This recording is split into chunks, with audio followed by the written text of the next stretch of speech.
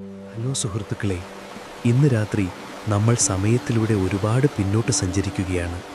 ഏകദേശം 1200 വർഷങ്ങൾക്ക് മുമ്പുള്ള യൂറോപ്പിൻ്റെ വടക്കേ അറ്റത്തുള്ള തണുത്തുറഞ്ഞ സ്കാൻഡിനേവിയൻ രാജ്യങ്ങളിലേക്ക്. ഇന്നത്തെ ഡെൻമാർക്ക്, നോർവേ, സ്വീഡൻ എന്നൊക്കെ അറിയപ്പെടുന്ന ആ തീരങ്ങളിൽ ജീവിച്ചിരുന്ന വൈക്കിങ്സ് എന്നറിയപ്പെട്ട ഒരു കൂട്ടം ആളുകളെ അടുത്തറിയാൻ.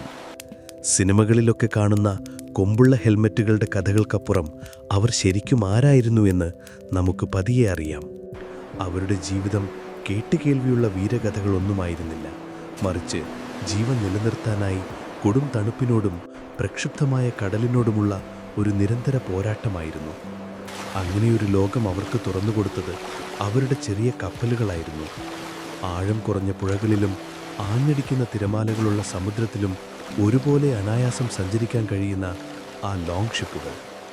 ലോകം ഭയപ്പെട്ട കൊള്ളക്കാരായും അതേസമയം മിടുക്കരായ കച്ചവടക്കാരായും അവർ നടത്തിയ യാത്രകളെ നമുക്ക് പിന്തുടരാം. മധ്യപൂർവ്വദേശം മുതൽ അങ്ങ് വടക്കേ അമേരിക്ക വരെ നീണ്ടുകിടന്ന ആ യാത്രകൾ. പക്ഷേ ഈ ദീർഘയാത്രകൾക്കെല്ലാം ശേഷം അവർ മടങ്ങിയെത്തിയിരുന്നത് തങ്ങളുടെ പ്രിയപ്പെട്ടവരുടെ അടുത്തേക്കാണ്. കുടുംബത്തിൻ്റെ ആകെ അഭയകേന്ദ്രമായിരുന്ന ആ വലിയ മരവീടുകളുടെ ചൂടിലേക്ക്. അവരുടെ ജീവിതത്തെ മുന്നോട്ട് നയിച്ചത് അവരുടെ കരുത്തരായ ദൈവങ്ങളും പിന്നെ വാൽഹല്ല എന്ന സ്വപ്നവുമായിരുന്നു. ഒരു യോദ്ധാവിന് മരണശേഷം സ്വർഗത്തിൽ കിട്ടുന്ന ഏറ്റവും വലിയ സമ്മാനം. ഈയൊരു ധൈര്യത്തിലാണ് അവർ വീണ്ടും പടിഞ്ഞാറോട്ട് യാത്ര തിരിച്ചത്. ഭൂപടത്തിൻ്റെ അങ്ങേയറ്റത്ത് ഗ്രീൻലാൻഡ് എന്ന പുതിയ ലോകത്തിൻ്റെ മഞ്ഞുമൂടിയ തീരങ്ങളിൽ അവർ തങ്ങളുടെ ജീവിതം കെട്ടിപ്പടുത്തു. പക്ഷേ അവിടെ അവർ പടുത്തുയർത്തിയ ആ സമൂഹം ഒരു നാൾ ഒരു തുമ്പുമില്ലാതെ അപ്രത്യക്ഷരായി. നമുക്കുത്തരം കണ്ടെത്താനായി നിശബ്ദമായ ഒരു കടങ്കഥ മാത്രം ബാക്കി വെച്ചു. അതുകൊണ്ട് ആ യാത്രയ്ക്കായി ഇപ്പോൾ തയ്യാറാകൂ. നമ്മുടെ ലോകത്തിൻ്റെ തന്നെ ചരിത്രം മാറ്റിമറിച്ച അവരുടെ കഥ കാലത്തിൻ്റെ ഓർമ്മകളിൽ മാഞ്ഞു പോകും മുൻപ് നമുക്കതിന്ന് രാത്രി കേൾക്കാം. ഒരു മിനിറ്റ് സുഹൃത്തുക്കളെ, കഥ തുടങ്ങുന്നതിന് മുമ്പ് ഒരു കാര്യം. നിങ്ങൾ ഈ രാത്രി യാത്രകൾ ശരിക്കും ആസ്വദിക്കുന്നുണ്ടെങ്കിൽ വീഡിയോ ലൈക്ക് ചെയ്യാനും സ്ലംബർ സാഗ സബ്സ്ക്രൈബ് ചെയ്യാനും മറക്കരുത്. പിന്നെ നിങ്ങൾ എവിടെ നിന്നാണ് ഇത് കേൾക്കുന്നത്, ഇപ്പോൾ അവിടെ എത്ര സമയമായി എന്നതിനെക്കുറിച്ച് ഒരു കമൻ്റ് ഇടുക. കാരണം ആരൊക്കെ എവിടെ നിന്നൊക്കെയാണ് ഈ കഥ കേൾക്കുന്നതെന്ന് എനിക്ക് അറിയാൻ താല്പര്യമുണ്ട്. ഇപ്പോൾ നിങ്ങളുടെ ബെഡ്റൂം ലൈറ്റുകൾ ഡിം ചെയ്യുക. നല്ലൊരു പശ്ചാത്തല ശബ്ദത്തിനായി ആ ഫാൻ ഓൺ ചെയ്യുക. ഇന്ന് രാത്രിയിലെ ഈ യാത്രയിലേക്ക് നമുക്ക് ഒരുമിച്ച് മുന്നോട്ട് പോകാം. നമ്മൾ വൈക്കിംഗ് എന്ന് കേൾക്കുമ്പോൾ തന്നെ മനസ്സിലേക്ക് വരുന്ന ഒരു രൂപമുണ്ട് അല്ലേ? നല്ല ഉയരവും വണ്ണവുമുള്ള നീട്ടി വളർത്തിയ താടിയും മുടിയുമുള്ള തുകൽ വസ്ത്രങ്ങൾ അണിഞ്ഞ ഒരാൾ, തലയിൽ കൊമ്പുകളുള്ള ഒരു ഹെൽമറ്റും വെച്ച് കയ്യിലൊരു മഴുവും പിടിച്ച് അലറി വിളിച്ചുകൊണ്ട് ഒരു ബോട്ടിൽ നിന്നിറങ്ങി വരുന്ന ഒരു ചിത്രം. സിനിമകളും കാർട്ടൂണുകളും നമ്മുടെ മനസ്സിൽ കോറിയിട്ട ഒരു രൂപമാണത്. പക്ഷേ ഒരു ചെറിയ പ്രശ്നമുണ്ട്. ആ ചിത്രത്തിലെ ഏറ്റവും പ്രധാനപ്പെട്ട ഒരു കാര്യം, ആ കൊമ്പുകളുള്ള ഹെൽമറ്റ് ഒരു പച്ച കള്ളമാണ്. ചരിത്രകാരന്മാർക്ക് ഇതുവരെ അങ്ങനെ ഒരു ഹെൽമറ്റ് വൈക്കിങ്ങുകൾ ഉപയോഗിച്ചതായി ഒരു തെളിവും കിട്ടിയിട്ടില്ല.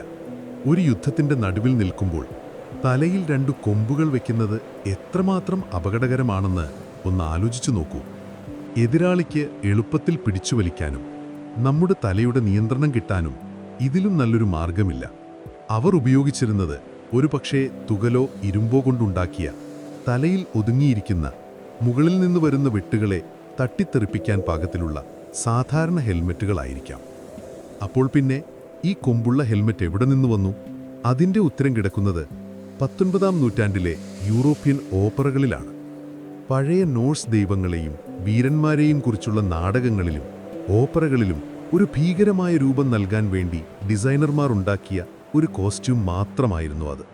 കാലക്രമേണ ആ സ്റ്റേജ് പ്രോപ്പർട്ടി വൈക്കിങ്ങുകളുടെ അടയാളമായി മാറിപ്പോയി. അതാണ് സത്യം. അപ്പോൾ പിന്നെ കൊമ്പില്ലെങ്കിൽ പിന്നെ ആരാണിവർ? വൈക്കിംഗ് എന്ന വാക്കുപോലും നമ്മൾ വിചാരിക്കുന്ന പോലെയല്ല. അതൊരു രാജ്യത്തിൻ്റെ പേരോ ഒരു ജനതയുടെ പേരോ അല്ല. ഇന്നത്തെ പോലെ ഡെൻമാർക്ക്, നോർവേ, സ്വീഡൻ എന്നൊക്കെയുള്ള വ്യക്തമായ രാജ്യങ്ങൾ അന്ന് രൂപപ്പെട്ടിട്ടില്ല. പകരം ഓരോ പ്രദേശത്തും അധികാരം കൈയാളുന്ന ചെറിയ ഗോത്രങ്ങളും നാട്ടുരാജാക്കന്മാരുമാണുള്ളത്. ഇവരെയെല്ലാം ചേർത്ത് ഒരൊറ്റ വൈക്കിംഗ് ജനത എന്ന് വിളിക്കുന്നത് ശരിയല്ല. സത്യത്തിൽ സ്കാൻഡിനേവിയയിൽ ജീവിച്ചിരുന്ന എല്ലാവരും വൈക്കിങ്ങുകളുമായിരുന്നില്ല. ഭൂരിഭാഗം പേരും സാധാരണ കർഷകരും മീൻപിടുത്തക്കാരും കൊല്ലന്മാരും മരപ്പണിക്കാരുമൊക്കെയായിരുന്നു. അവർ തങ്ങളുടെ ഗ്രാമങ്ങളിൽ കുടുംബത്തോടൊപ്പം സമാധാനത്തോടെ ജീവിച്ചു പോന്നു. പിന്നെങ്ങനെയാണ് ഈ വൈക്കിംഗ് എന്ന പേര് വന്നത്? അതൊരു തൊഴിലിൻ്റെ പേര് പോലെയാണ് ചരിത്രകാരന്മാർ കാണുന്നത്, ഒരു ജോലിയുടെ വിവരണം പോലെ.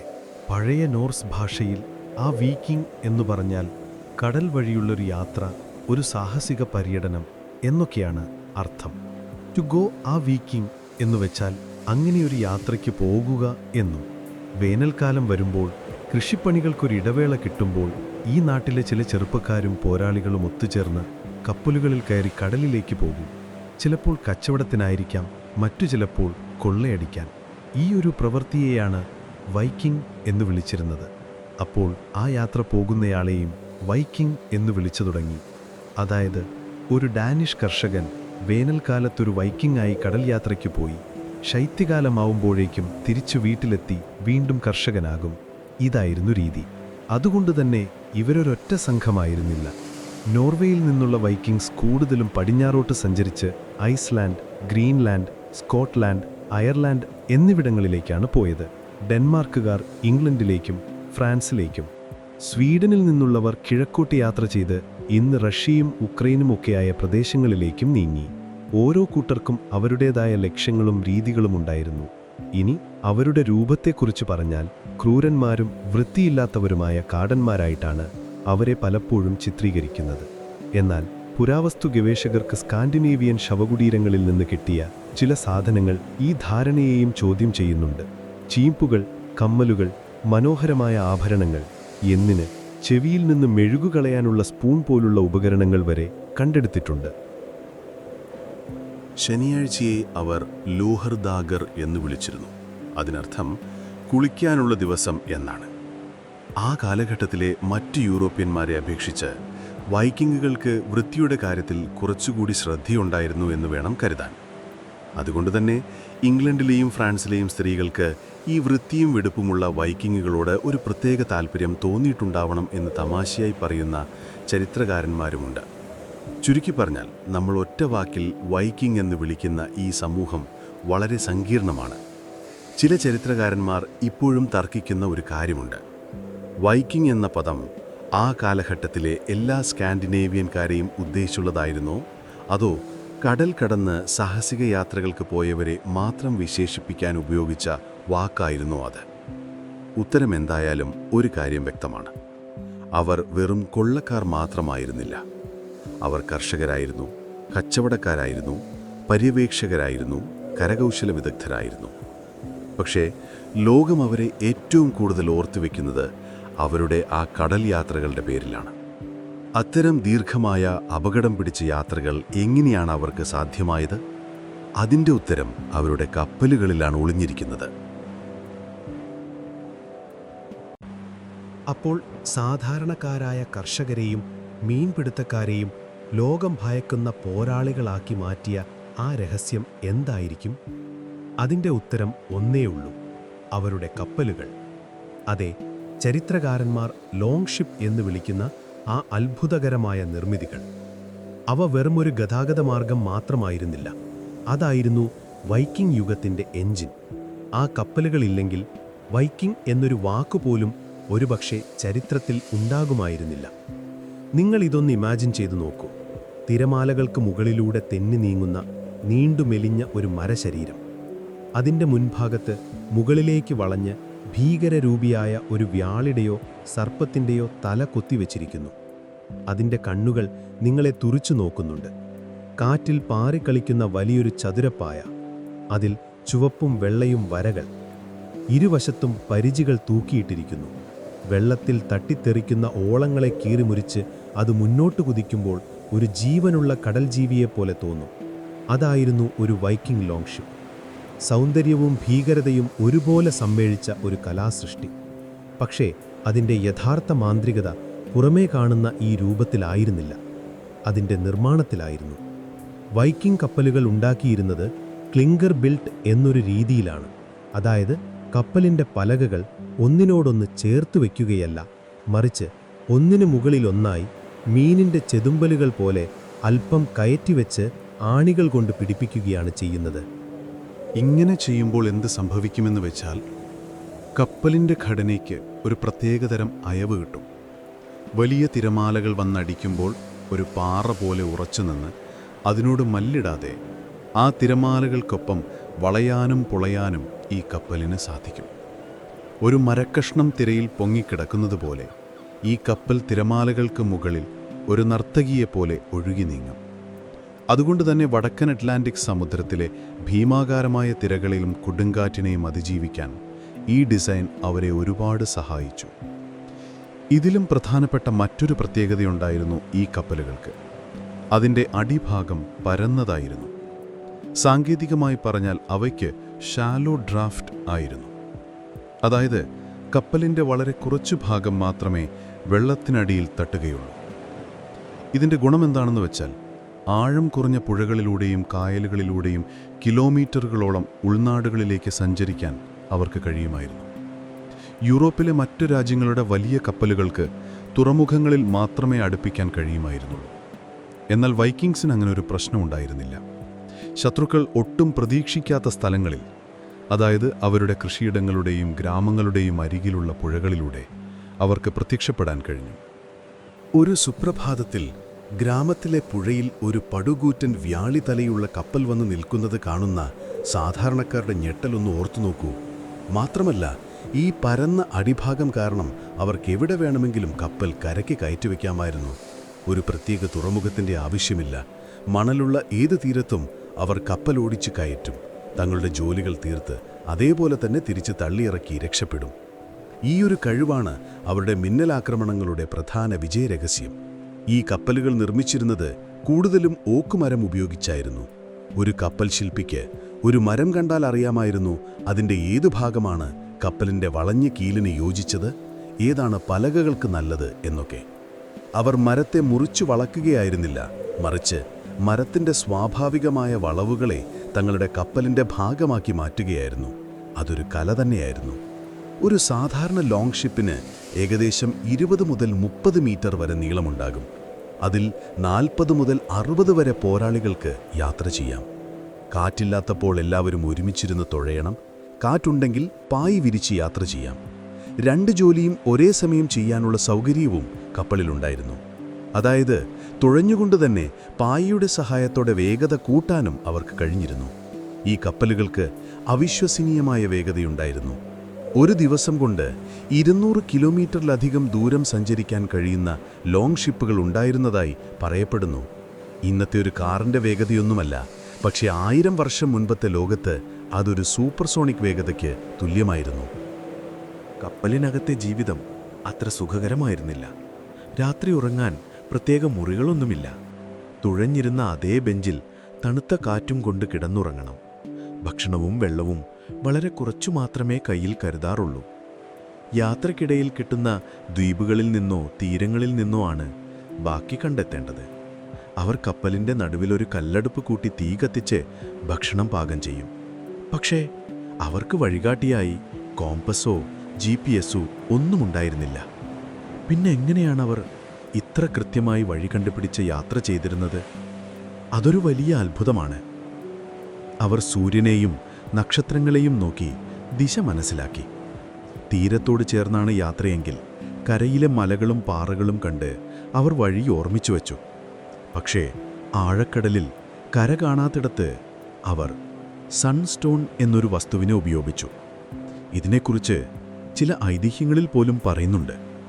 മേഘങ്ങളുള്ള ദിവസങ്ങളിൽ പോലും സൂര്യൻ്റെ സ്ഥാനം എവിടെയാണെന്ന് കാണിച്ചു തരുന്ന ഒരുതരം ക്രിസ്റ്റലാണിതെന്നാണ് വിശ്വാസം. ഒരു പ്രത്യേകതരം കാൽസൈറ്റ് ക്രിസ്റ്റലായ ഐസ്ലാൻഡ് സ്പാർ എന്ന ധാതുവിന് ഈ കഴിവുണ്ട്. ഈ ക്രിസ്റ്റലിലൂടെ ആകാശത്തേക്ക് നോക്കിയാൽ പ്രകാശം കടന്നുപോകുന്ന രീതി വെച്ച് സൂര്യൻ്റെ സ്ഥാനം ഏകദേശം മനസ്സിലാക്കാം.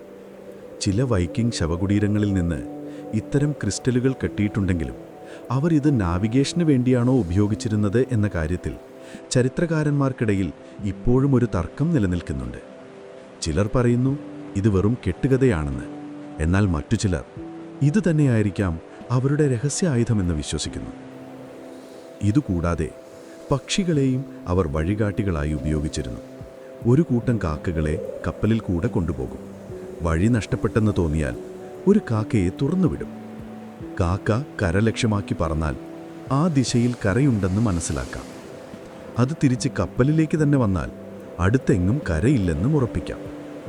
ഫ്ലോക്കി വിൽഹർദാർസൻ എന്നൊരു വൈക്കിംഗ് ഐസ്ലൻഡ് കണ്ടുപിടിച്ചത് ഇങ്ങനെ കാക്കകളെ ഉപയോഗിച്ചാണെന്ന് ഒരു കഥയുണ്ട്. അതുകൊണ്ടാണ് ഐസ്ലൻഡിനെ ആദ്യകാലത്ത് കാക്കകളുടെ നാട് എന്ന പേര് വന്നതെന്നും പറയപ്പെടുന്നു. അപ്പോൾ വെറുമൊരു മരക്കഷ്ണമല്ല ഈ ലോങ് ഷിപ്പുകൾ. അതവരുടെ അറിവിൻ്റെയും കഴിവിൻ്റെയും ധൈര്യത്തിൻ്റെയും പ്രതീകമാണ്. ഓരോ ആണിയും ഓരോ പലകയും അവരുടെ അതിജീവനത്തിനുള്ള മാർഗമായിരുന്നു. ആ കപ്പലുകളിൽ ഇരുന്നു കൊണ്ടാണ് അവർ അറ്റ്ലാന്റിക് സമുദ്രം കടന്ന് പുതിയ ലോകങ്ങൾ തേടിപ്പോയത്. ആ കപ്പലുകളിൽ നിന്നാണ് അവർ യൂറോപ്പിൻ്റെ തീരങ്ങളെ വിറപ്പിച്ച മിന്നലാക്രമണങ്ങൾ നടത്തിയത്. ആ ആക്രമണങ്ങൾ എങ്ങനെയായിരുന്നു? ഒരു സാധാരണ ഗ്രാമം ആ ദിവസം എങ്ങനെയാണ് ഓർക്കുന്നത്? അതാണ് ഇനി നമ്മൾ കാണാൻ പോകുന്നത്. ആ ലോങ് ഷിപ്പുകളിൽ നിന്ന് കരയിലേക്ക് കാലെടുത്തു വെക്കുന്ന ഒരു വൈക്കിങ്ങിൻ്റെ കാഴ്ചപ്പാടിലല്ല, മറിച്ച് ആ കാഴ്ച കണ്ടു നിൽക്കുന്ന ഒരു സാധാരണക്കാരൻ്റെ കണ്ണുകളിലൂടെയാണ് നമ്മൾ ഈ അധ്യായം കാണാൻ പോകുന്നത്. നമുക്ക് ആ സമയത്തിലൂടെ ഒന്നുകൂടി സഞ്ചരിക്കാം. 8-ാം നൂറ്റാണ്ടിൻ്റെ അവസാന കാലം. ഇന്നത്തെ ഇംഗ്ലണ്ടിൻ്റെ വടക്കുകിഴക്കൻ തീരത്തുള്ള ഒരു ചെറിയ ദ്വീപ്. ലിൻഡിസ്ഫാൺ എന്നാണ് അതിൻ്റെ പേര്. അവിടെ വലിയൊരു സന്യാസി മഠമുണ്ട്. പ്രാർത്ഥനയും പഠനവും പുസ്തകങ്ങൾ പകർത്തി എഴുതുന്നതുമൊക്കെയായി ശാന്തമായ ഒരു ലോകം. ആ ദിവസവും ഒരു സാധാരണ ദിവസം പോലെയാണ് തുടങ്ങിയത്. പുലർക്കാല പ്രാർത്ഥനകൾ കഴിഞ്ഞ് സന്യാസിമാർ അവരവരുടെ ജോലികളിലേക്ക് പിരിയുന്നു. ചിലർ തുകൽ ചട്ടകളിൽ മനോഹരമായ ചിത്രങ്ങൾ വരച്ച് ബൈബിൾ പകർത്തിയെഴുതുന്നു. മറ്റു ചിലർ തോട്ടത്തിൽ പണിയെടുക്കുന്നു. പുറത്ത് കടൽ ശാന്തമാണ്. ആകാശത്ത് പക്ഷികൾ പറക്കുന്നു. ആട്ടിൻകുട്ടികളുടെ കരച്ചിലും തിരമാലകൾ കരയെ തൊടുന്ന നേർത്ത ശബ്ദവുമല്ലാതെ മറ്റൊന്നും കേൾക്കാനില്ല. ലോകത്തിൻ്റെ ഒരു കോണിൽ ഒരു കുഴപ്പവുമില്ലാതെ കാലം മുന്നോട്ടു പോകുകയാണ്. പക്ഷേ ആ ശാന്തതയ്ക്ക് അധികമായുസുണ്ടായിരുന്നില്ല.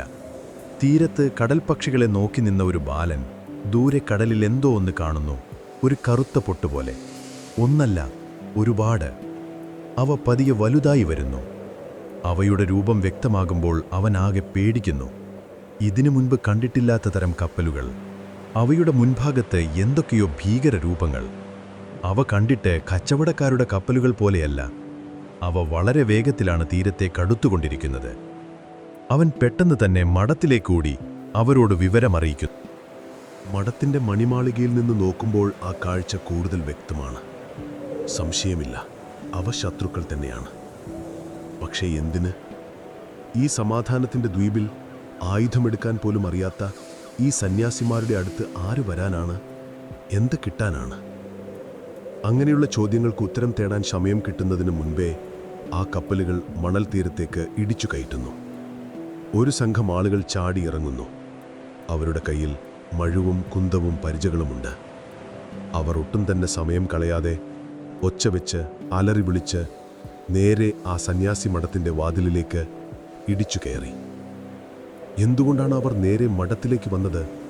ഒരു ആധുനിക കൊള്ളസംഘം ബാങ്ക് എവിടെയാണെന്ന് നോക്കി വരുന്നത് പോലെയായിരുന്നു അത്.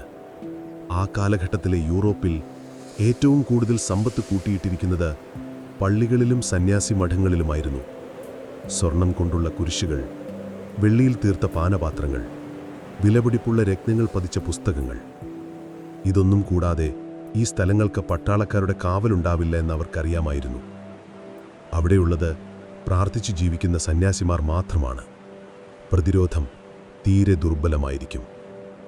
വൈക്കിങ്സിനെ സംബന്ധിച്ചിടത്തോളം അതൊരു ദൈവിക സ്ഥലമൊന്നുമല്ല.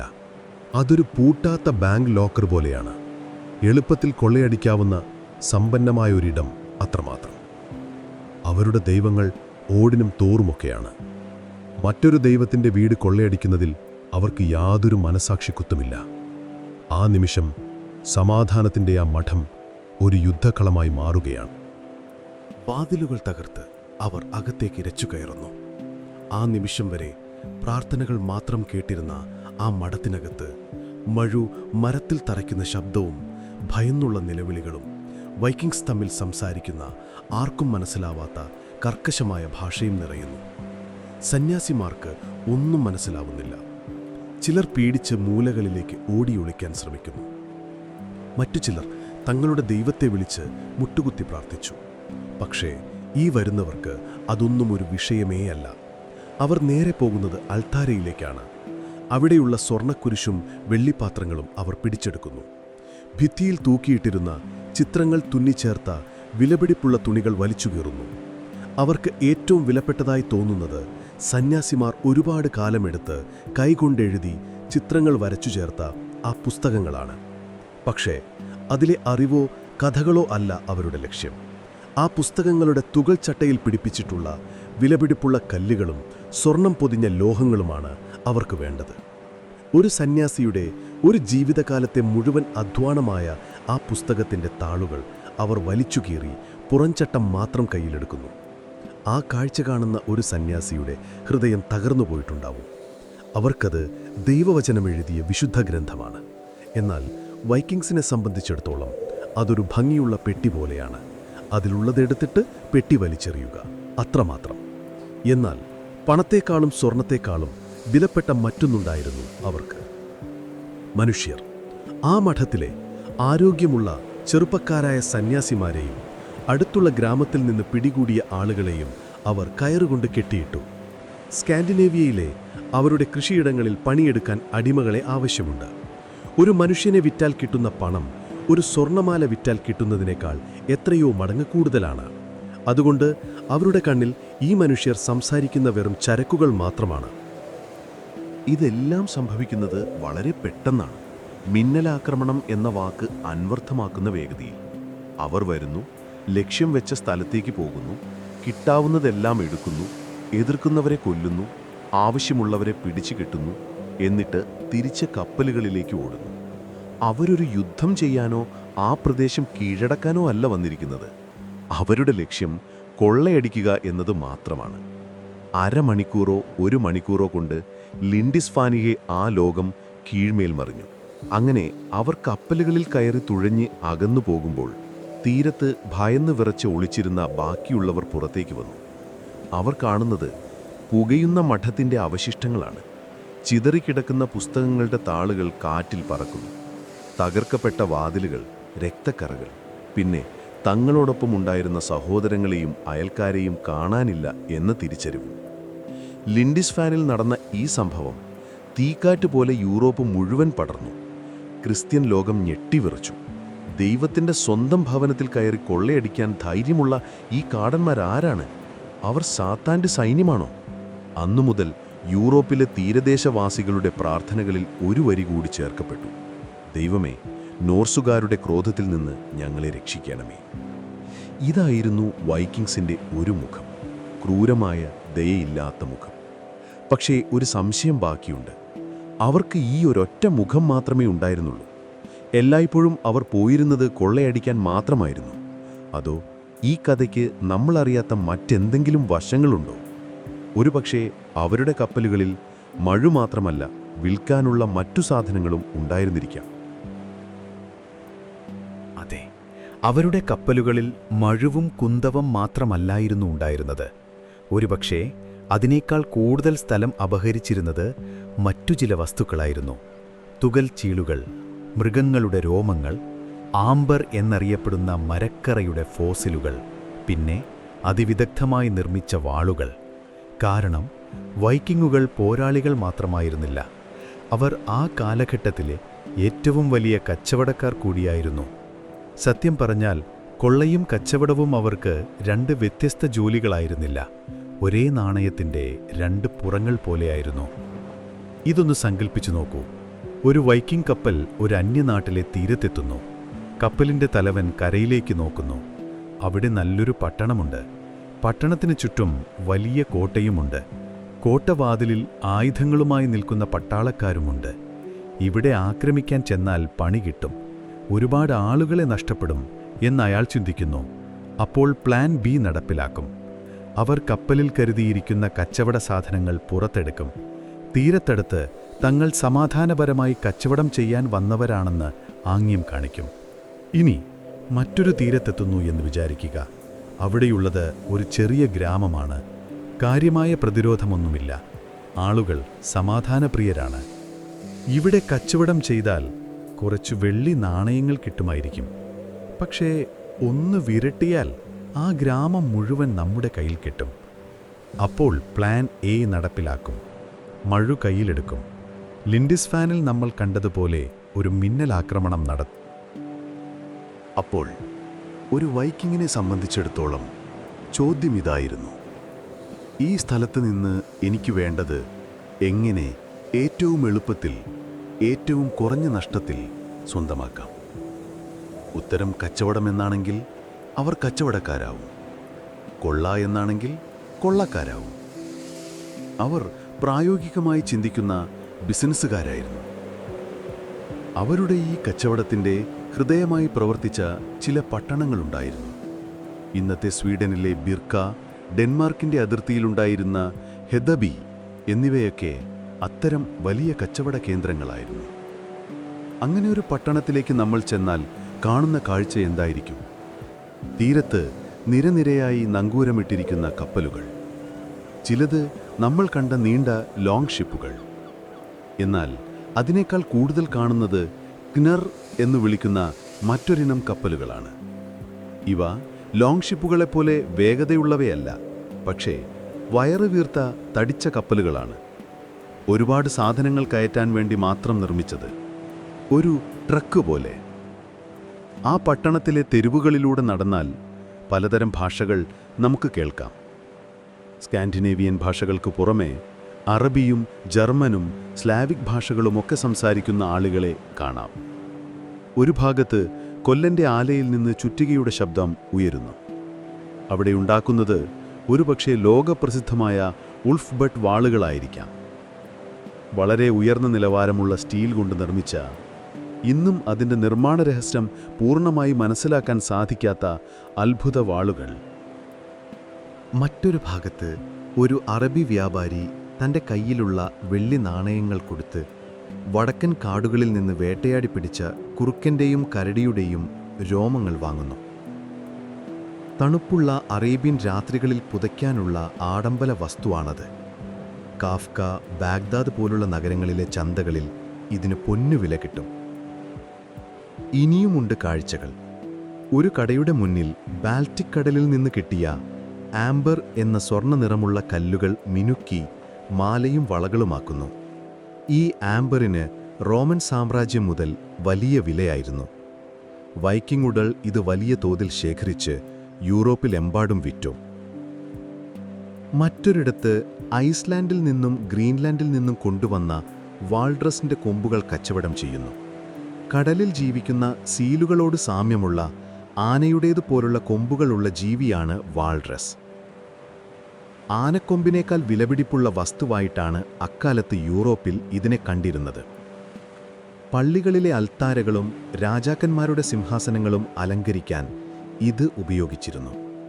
പക്ഷേ ഈ കച്ചവടങ്ങളിലെല്ലാം ഏറ്റവും ലാഭകരമായ, എന്നാൽ നമ്മളെ ഏറ്റവും അസ്വസ്ഥമാക്കുന്ന ഒരു ചരക്കു കൂടി ഉണ്ടായിരുന്നു: അടിമകൾ. നമ്മൾ ലിൻഡിസ്ഫാനിൽ കണ്ടതുപോലെ അവർ പിടിച്ചുവന്നുള്ള മനുഷ്യരെ ഈ ചന്തകളിലാണ് വിറ്റിരുന്നത്. ഇംഗ്ലണ്ടിൽ നിന്നും അയർലൻഡിൽ നിന്നും പിടികൂടിയ കെൽറ്റിക് ജനത, കിഴക്കൻ യൂറോപ്പിൽ നിന്ന് കൊണ്ടുവന്ന സ്ലാവിക് വംശജർ, അവരെ ഈ ചന്തകളിൽ വെച്ച് പരസ്യമായി ലേലം വിളിക്കുന്നു. ഒരു മനുഷ്യൻ്റെ വില നിശ്ചയിക്കുന്നത് അയാളുടെ ആരോഗ്യവും പ്രായവും അറിവും നോക്കിയാണ്. ആ കച്ചവടത്തിൻ്റെ ഭീകരത, അതിൻ്റെ മനുഷ്യത്വരഹിതമായ സ്വഭാവം വൈക്കിംഗ് ലോകത്തിൻ്റെ ഒരു ഇരുണ്ട വശം തന്നെയാണ്. പക്ഷേ ആ കാലഘട്ടത്തിൽ അടിമക്കച്ചവടം ലോകത്ത് മിക്കവാറും എല്ലാ സംസ്കാരങ്ങളിലും സാധാരണമായിരുന്നുവെന്നതും ഒരു ചരിത്ര വസ്തുതയാണ്. ഈ വ്യാപാര ശൃംഖല എത്ര വലുതായിരുന്നു എന്ന് തെളിയിക്കുന്ന ഒരു കാര്യമുണ്ട്. സ്വീഡനിലെ വൈക്കിംഗ് ശവകുടീരങ്ങളിൽ നിന്ന് കിട്ടിയ പുരാവസ്തുക്കളിൽ അഫ്ഗാനിസ്ഥാനിൽ നിന്ന് വന്ന ഒരു ബുദ്ധൻ്റെ ചെറിയ പ്രതിമയും ഇന്ത്യയിൽ നിന്നുള്ള കർണേലിയൻ കല്ലുകളും കോൺസ്റ്റാന്റിനോപ്പിൾ, അതായത് ഇന്നത്തെ ഇസ്താംബൂളിൽ നിന്നുള്ള പട്ടുതുണികളും അറേബ്യൻ നാടുകളിൽ നിന്നുള്ള ദിർഹം എന്ന വെള്ളി നാണയങ്ങളുമൊക്കെ കണ്ടെടുത്തിട്ടുണ്ട്. അതെ, കാനഡയുടെ തീരങ്ങൾ തൊട്ട് ബാഗ്ദാദിലെ ഖലീഫയുടെ കൊട്ടാരം വരെ നീണ്ടുകിടന്ന ഒരു ഗ്ലോബൽ നെറ്റ്വർക്കിൻ്റെ കണ്ണികളായിരുന്നു അവർ. അവർ അങ്ങോട്ട് കൊണ്ടുപോയത് രോമങ്ങളും ആംബറും വാൾറസ് കൊമ്പുകളും അടിമകളുമായിരുന്നെങ്കിൽ തിരികെ കൊണ്ടുവന്നത് വെള്ളിയും പട്ടും ഗ്ലാസ് പാത്രങ്ങളും മസാലകളും വീഞ്ഞുമൊക്കെയായിരുന്നു. ഒരു സാധാരണ വൈക്കിങ്ങിൻ്റെ ജീവിതത്തിൽ ഈ കച്ചവടത്തിന് വലിയ പ്രാധാന്യമുണ്ടായിരുന്നു. കയ്യിൽ കുറച്ച് വെള്ളി നാണയങ്ങളില്ലാതെ സമൂഹത്തിലൊരു വിലയുമുണ്ടാവില്ല. നല്ലൊരായുധം വാങ്ങണമെങ്കിൽ, ഒരു കഷ്ണം ഭൂമി സ്വന്തമാക്കണമെങ്കിൽ, വിവാഹം കഴിക്കണമെങ്കിൽ പോലും വെള്ളി വേണം. ഈ വെള്ളി സമ്പാദിക്കാനാണ് അവർ കടലിലേക്ക് പോയത്. ചിലർക്ക് അത് കൊള്ളയിലൂടെ കിട്ടി, മറ്റു ചിലർക്ക് കച്ചവടത്തിലൂടെ, പലർക്കും രണ്ടും ഇടകലർന്ന വഴികളിലൂടെയും. പണ്ഡിതന്മാർക്കിടയിൽ ഇപ്പോഴും ഒരു ചോദ്യം ബാക്കിയാണ്: വൈക്കിങ്സിനെ മുന്നോട്ട് നയിച്ച പ്രധാന ഘടകമെന്തായിരുന്നു? സ്വന്തം നാട്ടിലെ ജനസംഖ്യ കൂടിയതുകൊണ്ടും കൃഷിക്ക് സ്ഥലമില്ലാതായതുകൊണ്ടും പുതിയ മേച്ചൽപ്പുറങ്ങൾ തേടി പോയതാണോ, അതോ യൂറോപ്പിലെ രാഷ്ട്രീയപരമായ അസ്ഥിരത മുതലെടുത്ത് സമ്പത്തുണ്ടാക്കാനുള്ള ഒരവസരമായി അവരിതിനെ കണ്ടതാണോ? കാരണം എന്തുതന്നെയായാലും അവരുടെ യാത്രകൾ കൊള്ളയിൽ മാത്രം ഒതുങ്ങി നിന്നില്ല. അവർ വ്യാപാരികളായിരുന്നു. ലോകത്തിൻ്റെ പല ഭാഗങ്ങളെയും ബന്ധിപ്പിച്ച കണ്ണികളായിരുന്നു അവർ. പക്ഷേ ഈ പോരാട്ടങ്ങൾക്കും കച്ചവടയാത്രകൾക്കും ശേഷം അവർ തിരിച്ചുപോയിരുന്നത് അവരുടെ സ്വന്തം വീടുകളിലേക്കായിരുന്നു. ആ വീടുകളിലെ ജീവിതം എങ്ങനെയായിരുന്നു? ഒരു വൈക്കിംഗ് ഗ്രാമത്തിലെ ഒരു ദിവസം എങ്ങനെയായിരിക്കും? യുദ്ധക്കളത്തിൽ നിന്നും ചന്തകളിൽ നിന്നും അകലെ അവരുടെ യഥാർത്ഥ ലോകം അതായിരുന്നു. അങ്ങനെ കടൽ കടന്നുള്ള സാഹസിക യാത്രകൾക്കും രക്തരൂക്ഷിതമായ പോരാട്ടങ്ങൾക്കും വലിയ കച്ചവടങ്ങൾക്കും ശേഷം ഒരു വൈക്കിംഗ് തിരികെ എത്തുന്നത് അവരുടെ വീട്ടിലേക്കാണ്. സ്കാൻഡിനേവിയയിലെ മരങ്ങൾക്കിടയിലുള്ള ഒരു പുഴയുടെയോ കടലിടുക്കിൻ്റെയോ കരയിലുള്ള ഒരു ഗ്രാമത്തിലേക്ക്. അവിടെ യുദ്ധത്തിൻ്റെ അലർച്ചകളില്ല, ചന്തയിലെ തിരക്കില്ല, മറിച്ച് സമൂഹത്തിൻ്റെയും കുടുംബത്തിൻ്റെയും ശാന്തമായ എന്നാൽ കഠിനാധ്വാനം നിറഞ്ഞ ഒരു ലോകം.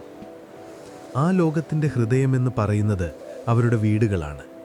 നമ്മൾ ലോങ് ഹൗസ് എന്ന് വിളിക്കുന്ന നീളൻ വീടുകൾ.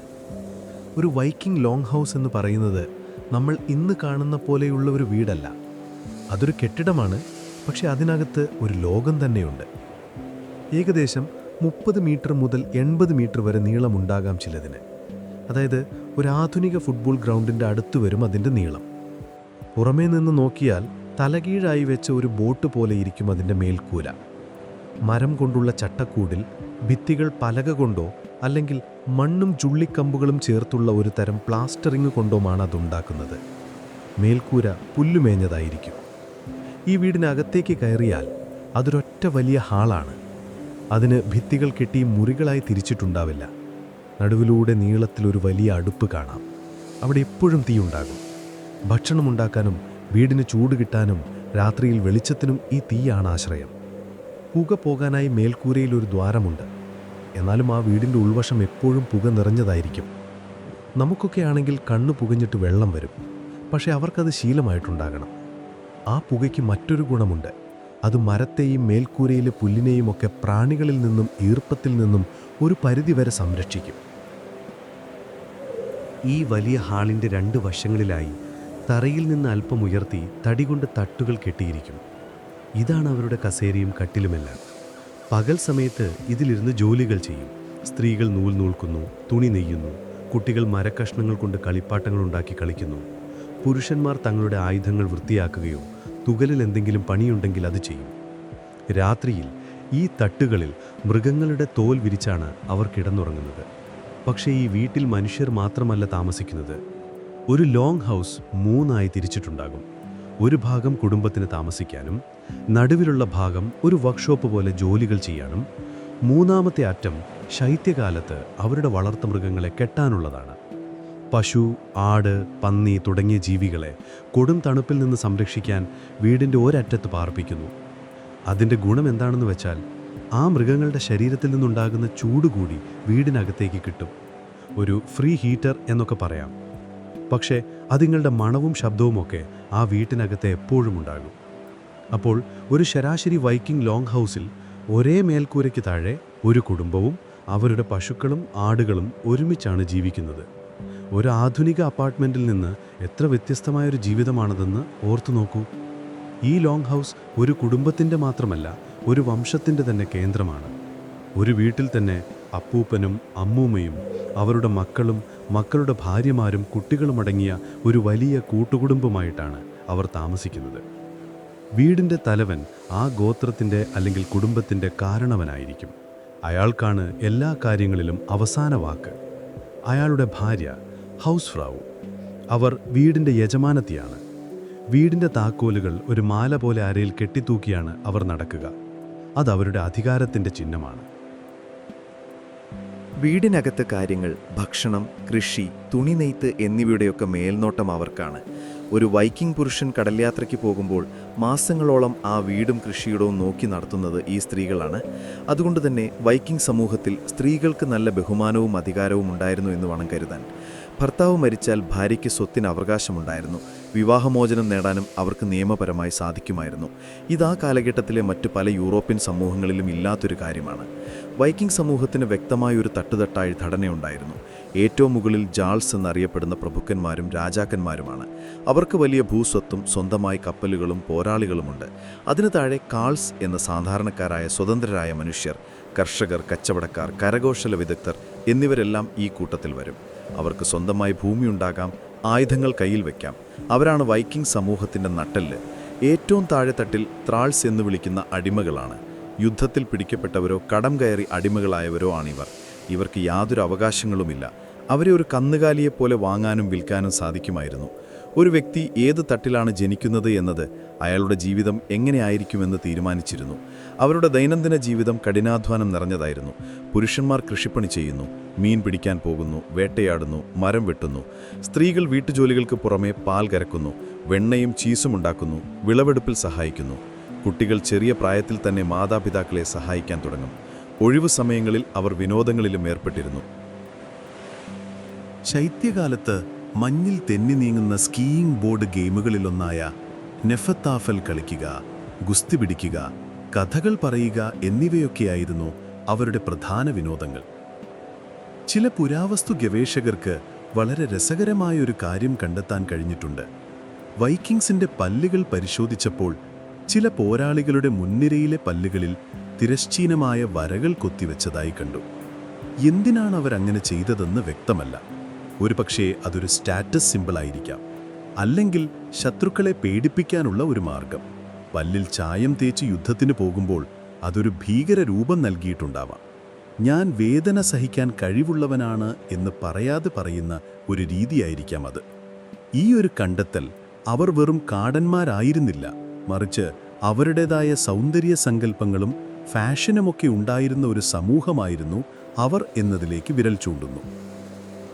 അതുകൊണ്ട് തന്നെ ഒരു ലോങ് ഹൗസിനകത്തെ ജീവിതം പുറത്തുള്ള പോരാട്ടങ്ങളുടെ കഥകളിൽ നിന്ന് വളരെ വ്യത്യസ്തമാണ്. അതൊരു സമൂഹത്തിൻ്റെ, കുടുംബത്തിൻ്റെ കഥയാണ്. ഈ കുടുംബങ്ങളെയും സമൂഹത്തെയും ഒരുമിച്ച് നിർത്തിയ, അവർക്ക് ധൈര്യം നൽകിയ, അവരുടെ ജീവിതത്തിന് അർത്ഥം കൊടുത്ത ഒരു ശക്തി ഉണ്ടായിരുന്നു. അതവരുടെ വിശ്വാസങ്ങളായിരുന്നു. അവരുടെ ദൈവങ്ങളും വിധിയും മരണത്തിനപ്പുറമുള്ള ലോകത്തെക്കുറിച്ചുള്ള സങ്കല്പങ്ങളുമാണ് അവരുടെ ശക്തി. ഒരു ലോങ് ഹൗസിന്റെ നടുക്ക് പുറത്ത് തണുത്ത കാറ്റടിക്കുമ്പോൾ തീയുടെ വെളിച്ചത്തിൽ ഒരു മുത്തശ്ശി തൻ്റെ പേരക്കുട്ടികൾക്ക് പറഞ്ഞുകൊടുക്കുന്ന കഥകൾക്ക് ഒരു പ്രത്യേക ശക്തിയുണ്ടായിരുന്നു. ആ കഥകൾ വെറും നേരം പോക്കുകളായിരുന്നില്ല, അതായിരുന്നു അവരുടെ ലോകത്തെ നിർവചിച്ചത്. അവരുടെ ദൈവങ്ങളെയും ശത്രുക്കളെയും ജീവിതത്തിൻ്റെ അർത്ഥത്തെയും കുറിച്ചുള്ള പാഠങ്ങളായിരുന്നു ആ കഥകൾ. വൈക്കിങ്സിൻ്റെ കരുത്തിൻ്റെ ഉറവിടം അവരുടെ മഴുവിൻ്റെ മൂർച്ചയിൽ മാത്രമല്ല, ഈ വിശ്വാസങ്ങളുടെ ആഴത്തിൽ കൂടിയായിരുന്നു. അവരുടെ ലോകം നമ്മുടേതുപോലെയായിരുന്നില്ല.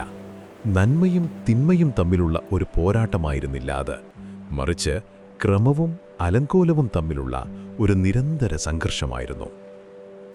മനുഷ്യർ ജീവിക്കുന്ന ഈ ലോകം, മിഡ്ഗാർഡ് അഥവാ മധ്യഭൂമി, എപ്പോഴും അപകടത്തിലായിരുന്നു. അതിനെ സംരക്ഷിച്ചു നിർത്തുന്നത് ആസ്ഗാർഡ് എന്ന സ്വർഗീയ ലോകത്തുള്ള ദൈവങ്ങളാണ്. ഈ രണ്ട് ലോകങ്ങളെയും തമ്മിൽ ബന്ധിപ്പിക്കുന്നത് ബൈഫ്രോസ്റ്റ് എന്ന മഴവിൽ പാലമാണ്. ദൈവങ്ങളുടെ കൂട്ടത്തിൽ ഏറ്റവും പ്രധാനി ഓഡിനായിരുന്നു. എല്ലാറ്റിൻ്റെയും പിതാവ് എന്ന് വിളിക്കപ്പെടുന്ന ഒറ്റക്കണ്ണനായ ഒരു ദൈവം. അദ്ദേഹം യുദ്ധത്തിൻ്റെയും മരണത്തിൻ്റെയും ദൈവം മാത്രമല്ല, ജ്ഞാനത്തിൻ്റെയും കവിതയുടെയും മന്ത്രങ്ങളുടെയും ദൈവം കൂടിയായിരുന്നു. അദ്ദേഹത്തിൻ്റെ രൂപം തന്നെ രസകരമാണ്. തൻ്റെ തോളിൽ ഹുഗിൻ അതായത് ചിന്ത, മുനിൻ അഥവാ ഓർമ്മ എന്നു പേരുള്ള 2 കാക്കകളെയും കൊണ്ട് നടക്കുന്ന ഒരാൾ.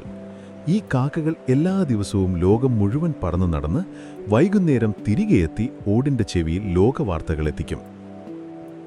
അദ്ദേഹത്തിന് എങ്ങനെയാണ് ഒരു കണ്ണ് നഷ്ടപ്പെട്ടത് എന്നതിനും ഒരു കഥയുണ്ട്. ജ്ഞാനത്തിന്റെ ഉറവയായ മിമിറിന്റെ കിണറ്റിൽ നിന്ന് ഒരു തവണ കുടിക്കാൻ വേണ്ടി അദ്ദേഹം തന്റെ ഒരു കണ്ണ് പണയമായി നൽകി. അറിവിനുവേണ്ടി എത്ര വലിയ ത്യാഗവും സഹിക്കാൻ തയ്യാറായ ഒരു ദൈവം.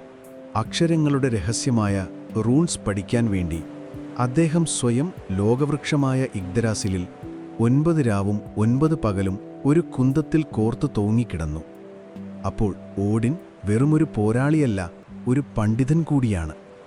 എന്നാൽ സാധാരണക്കാരായ വൈക്കിങ്സിന് ഒരുപക്ഷെ കൂടുതൽ ഇഷ്ടം തോറിനെ ആയിരിക്കും. ചുവന്ന താടിയും മുടിയുമുള്ള കരുത്തനായ ഇടിമിന്നലിന്റെ ദൈവം.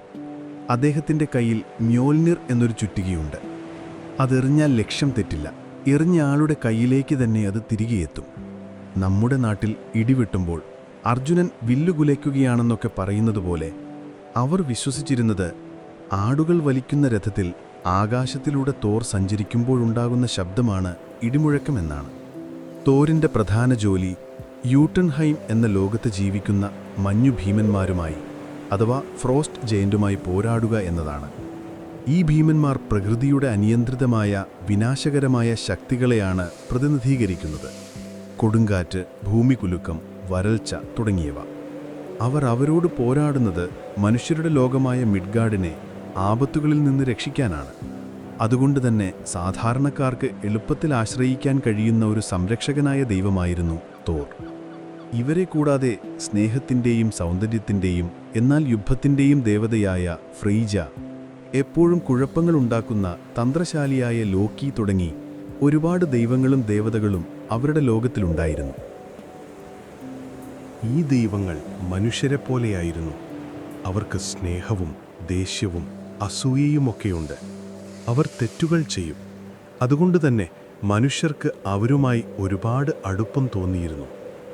ഒരു വൈക്കിംഗ് പോരാളിയുടെ ജീവിതത്തിലെ ഏറ്റവും വലിയ ലക്ഷ്യം എന്തായിരുന്നുവെന്ന് ചോദിച്ചാൽ ധീരമായി പോരാടി മരിക്കുക എന്നത് തന്നെയാണ്. കാരണം മരണത്തിനു ശേഷം അവരെ കാത്തിരിക്കുന്ന മറ്റൊരു ലോകമുണ്ടെന്ന് അവർ വിശ്വസിച്ചു. എല്ലാവർക്കും ഒരേപോലെയുള്ള ഒരു സ്വർഗമായിരുന്നില്ല അത്.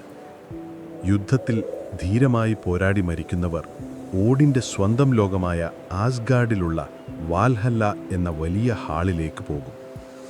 ഓഡിൻ്റെ ദൂതന്മാരായ വാൽക്കിരീസ് എന്ന പെൺപോരാളികളാണ് യുദ്ധക്കളത്തിൽ നിന്ന് മരിച്ച വീരന്മാരുടെ ആത്മാക്കളെ വാൽഹല്ലയിലേക്ക് കൂട്ടിക്കൊണ്ടുപോകുന്നത്. വാൽഹല്ലയിലെ ജീവിതം ഒരു പോരാളിയുടെ സ്വപ്നമാണ്. എല്ലാ ദിവസവും രാവിലെ എഴുന്നേറ്റ് അവർ പരസ്പരം പോരാടും. വെട്ടും കുത്തുമേറ്റ് പലരും മരിച്ചു വീഴും. പക്ഷേ വൈകുന്നേരമാകുമ്പോൾ എല്ലാവരുടെയും മുറിവുകൾ മാഞ്ഞുപോകും. മരിച്ചവരെല്ലാം ജീവനോടെ തിരിച്ചു വരും. എന്നിട്ട് എല്ലാവരും ഒരുമിച്ച് ആ വലിയ ഹാളിലിരുന്ന് ഒരിക്കലും വറ്റാത്ത പാത്രത്തിൽ നിന്ന് വീഞ്ഞും എല്ലാ ദിവസവും കൊന്നിട്ടും പിറ്റേ ദിവസം ജീവനോടെ തിരിച്ചുവരുന്ന ഒരു പന്നിയുടെ ഇറച്ചിയും കഴിച്ച് ആഘോഷിക്കും. ഈ പരിശീലനം എന്തിനാണെന്ന് വച്ചാൽ ലോകാവസാനത്തിൽ നടക്കുന്ന റാഗ്നറോക്ക് എന്ന മഹായുദ്ധത്തിൽ ദൈവങ്ങളോടൊപ്പം ചേർന്ന് ഭീമന്മാർക്കും തിന്മയുടെ ശക്തികൾക്കുമെതിരെ പോരാടാനാണ്.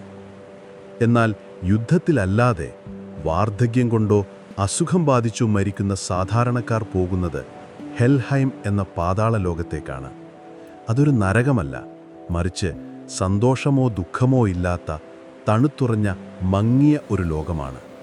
ലോക്കിയുടെ മകളായ ഹെൽ എന്ന ദേവതയാണ് അവിടം ഭരിക്കുന്നത്. അവളുടെ ശരീരത്തിൻ്റെ ഒരു ഭാഗം സുന്ദരിയായ ഒരു സ്ത്രീയുടേതും മറുഭാഗം അഴുകിത്തുടങ്ങിയ ഒരു ശവത്തിൻ്റേതുമാണ്. അതുകൊണ്ട് ഒരു വൈക്കിങ്ങിനെ സംബന്ധിച്ചിടത്തോളം കട്ടിലിൽ കിടന്ന് മരിക്കുന്നത് ഒരു നാണക്കേടായിരുന്നു. ഒരു യോദ്ധാവിന് കിട്ടാവുന്ന ഏറ്റവും നല്ല മരണം കയ്യിൽ വാളുമായി യുദ്ധക്കളത്തിൽ വീരമൃത്യു വരിക്കുന്നതാണ്. ഈ ഒരു വിശ്വാസമാണ് അവരെ യുദ്ധത്തിൽ ഇത്രയധികം നിർഭയരാക്കിയത്. മരണം ഒരു അവസാനമല്ല, മറിച്ച് മറ്റൊരു ലോകത്തേക്കുള്ള ഒരു വാതിൽ മാത്രമാണെന്ന് അവർ വിശ്വസിച്ചു. അവരുടെ ലോകവീക്ഷണത്തിൽ വിധി എന്ന സങ്കല്പത്തിന് വലിയ പ്രാധാന്യമുണ്ടായിരുന്നു. നൂണുകൾ എന്നറിയപ്പെടുന്ന 3 ദേവതകളാണ് ഓരോ മനുഷ്യൻ്റെയും ദൈവത്തിൻ്റെയും വിധി നിർണയിക്കുന്നത്. അവർ ലോകവൃക്ഷമായ ഇഗ്ഡ്രാസലിൻ്റെ ചുവട്ടിലിരുന്ന് ഓരോ ജീവൻ്റെയും വിധി ഒരു നൂലിൽ നെയ്യുന്നു. ആ വിധി എന്താണോ അത് നടക്കും. ഓടിന് പോലും അതിനെ മാറ്റാൻ കഴിയില്ല. ഒരു വ്യക്തിയുടെ ജീവിതം എത്ര കാലം നീളുമെന്ന് ആ നൂലിൻ്റെ നീളം തീരുമാനിക്കും. ആ നൂൽ മുറിയുന്ന നിമിഷം അയാൾ മരിക്കും. അതുകൊണ്ട് എൻ്റെ വിധി ഇതാണ്, ഇതിൽ നിന്ന് ഒളിച്ചോടിയിട്ട് കാര്യമില്ല എന്നൊരു ചിന്ത അവർക്കുണ്ടായിരുന്നു. ഇത് ചിലപ്പോൾ അവരെ നിഷ്ക്രിയരാക്കിയിരിക്കാം, എന്നാൽ പലപ്പോഴും ഇതവർക്ക് അസാമാന്യമായ ധൈര്യം നൽകി. എനിക്ക് മരിക്കാൻ വിധിയുണ്ടെങ്കിൽ ഞാൻ ഇന്ന് മരിക്കും, ഇല്ലെങ്കിൽ എത്ര വലിയ അപകടത്തിൽപ്പെട്ടാലും ഞാൻ ജീവിക്കും. ഈ ഒരു ചിന്ത കൊടുങ്കാറ്റുള്ള കടലിലേക്ക് കപ്പലിറക്കാനും വലിയ സൈന്യത്തോട് പോരാടാനും അവർക്ക് ധൈര്യം നൽകി. പടിഞ്ഞാറോട്ട് മാത്രം യാത്ര ചെയ്ത നോർവേയിലെയും ഡെൻമാർക്കിലെയും വൈക്കിങ്സിനെ പോലെ ആയിരുന്നില്ല സ്വീഡനിൽ നിന്നുള്ളവർ. അവർ കിഴക്കോട്ടാണ് പോയത്. പുഴകളിലൂടെ ഒരുപാട് ദൂരം സഞ്ചരിച്ച് അവർ പുതിയ ലോകങ്ങൾ കണ്ടെത്തി, പുതിയ സാമ്രാജ്യങ്ങൾക്ക് തന്നെ രൂപം നൽകി. പടിഞ്ഞാറൻ കടലിലെ കൊടുങ്കാറ്റുകളോട് മല്ലിട്ട് ഇംഗ്ലണ്ടിനെയും ഫ്രാൻസിനെയും വിറപ്പിച്ച നോർവേയിലെയും ഡെൻമാർക്കിലെയും വൈക്കിങ്സിനെക്കുറിച്ചാണ് നമ്മൾ ഇതുവരെ കൂടുതലും കേട്ടത്.